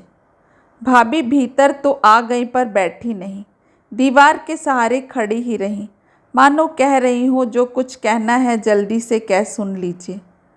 मैं तुम्हें एक जिम्मेदारी सौंपना चाह रहा हूँ। दहेज का सारा सामान तुम लोगों को ही खरीदना है। मैं तो बिल्कुल समय पर ही आ पाऊँगा। माँ और मौसी के भरोसे यह काम नहीं छोड़ सकता। ऊट पटांग सामान खरीद कर घर भर देंगी। ये अभी कुछ रुपए रख लो, जाते ही और भेज दूंगा। भैया ने उनकी ओर लिफाफा बढ़ाया भी, पर वे उसे अनदेखा कर काठ की तरह खड़ी ही रह गईं। सुलक्षणा, क्या सोच रही हो? आप यह काम उन्हें नहीं सौंप सकते थे? भाभी ने सीधे उनकी आंखों में देखते हुए पूछा। या आप भी उन्हें किसी लायक नहीं समझते? उनके स्वर की तल्खी परेशान कर देने वाली थी, पर भैया ने बड़े ही शांत स्वर में कहा, चाहता तो यही था, पर तुम्हारे उनका पता ठिकाना कहाँ से पाऊँगा? मुझे तो शक है तुम्हें भी उसके बारे में कुछ नहीं पता है। भाभी के पास कोई उत्तर नहीं था। आया था उस दिन, सिर्फ एक झलक उसकी देखी थी और देखकर खुशी नहीं हुई थी। चाहता था पास बिठाकर कुछ बात करूँगा, लेकिन उसके पास शायद फालतू बातों के लिए समय नहीं है। ठीक है ना? और फिर एकाएक गंभीर स्वर में बोले भैया, मैं तुमसे बहुत नाराज़ हूँ सुलक्षणा। भाभी की बड़ी बड़ी आंखें प्रश्न बनकर फैल गईं। अपनी गृहस्थी का यह कैसा मजाक बना डाला है तुमने? हरी किस रास्ते से जा रहा है, कुछ पता भी है तुम्हें? या तुमने कभी सोचने की आवश्यकता ही नहीं समझी? उत्तर में भाभी के होंठ सख्ती से भिज गए। मुझे वहाँ बैठना अजीब सा लगने लगा। उठकर चला जाना शायद और भी अशोभन लगता। मैं बेमतलब भैया के सूटकेस को उलट पलट करती रही। विवाह कोई बच्चों का खेल तो नहीं है। तुम्हारी बेरुखी देखकर मुझे हैरत होती है। भैया ने फिर कहा, विवाह से पहले तुमने इन दायित्वों के बारे में सोचा तो होगा? और भाभी जैसे एकदम फट पड़ी। सोचा क्यों नहीं था? लेकिन विवाह किया था मैंने एक पुरुष के साथ। तब यह नहीं सोचा था कि जिसका वरण कर रही हूँ वह मात्र रबड़ का बबुआ है, जिसके पास ना अपनी कोई संवेदनाएं हैं, ना आस्थाएं हैं, ना आकांक्षाएं। वह न ढंग से प्रेम कर सकता है, ना घृणा। इस तरह शून्य में कितने दिन जिया जा सकता है, बताएंगे? उनके प्रबल भावावेग के सामने हम लोग एकदम स्तब्ध रह गए थे। कुछ समय बाद भैया ने स्नेहसिक्त स्वर में कहा, मनुष्य का स्वभाव अपने आप नहीं बन जाता सुलक्षणा, उसका भी एक इतिहास होता है। हरि का बचपन बहुत सुखद परिस्थितियों में नहीं बीता है।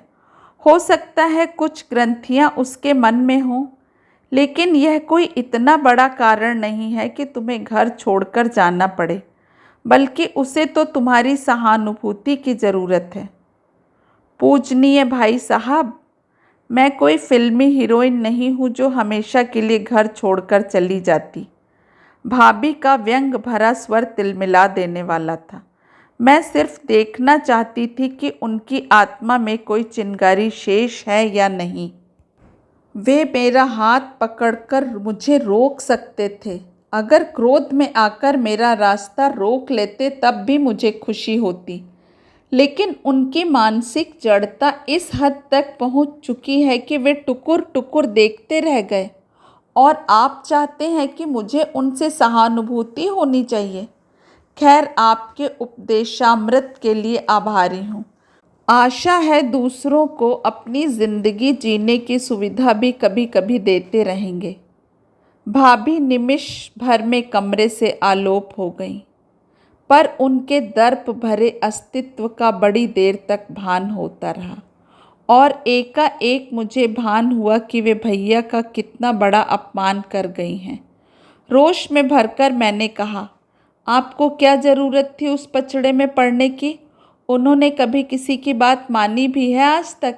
हरी भैया उन्हें आग का गोला कहते हैं। आग का गोला? सचमुच यह तो भभकता हुआ ज्वालामुखी ही है। पता है उसे मैंने क्यों बुलाया था? मैं घर के बारे में भूमिका बांधना चाहता था, पर हिम्मत ही नहीं हुई। उसका इतना बड़ा अपमान करने का साहस नहीं बन पड़ा मेरा। भैया गंभीर होकर बोले, इसमें अपमान भला क्या होता, बल्कि तू समझती नहीं है मीतू, उसकी जाति के लोग दान पत्रों से अपमानित ही होते हैं। मीतू, भैया को सी ऑफ करके लौटने के बाद अपने कमरे में बैठी मैं चुपचाप आंसू बहा रही थी। भाभी की आवाज़ सुनकर चौंक पड़ी।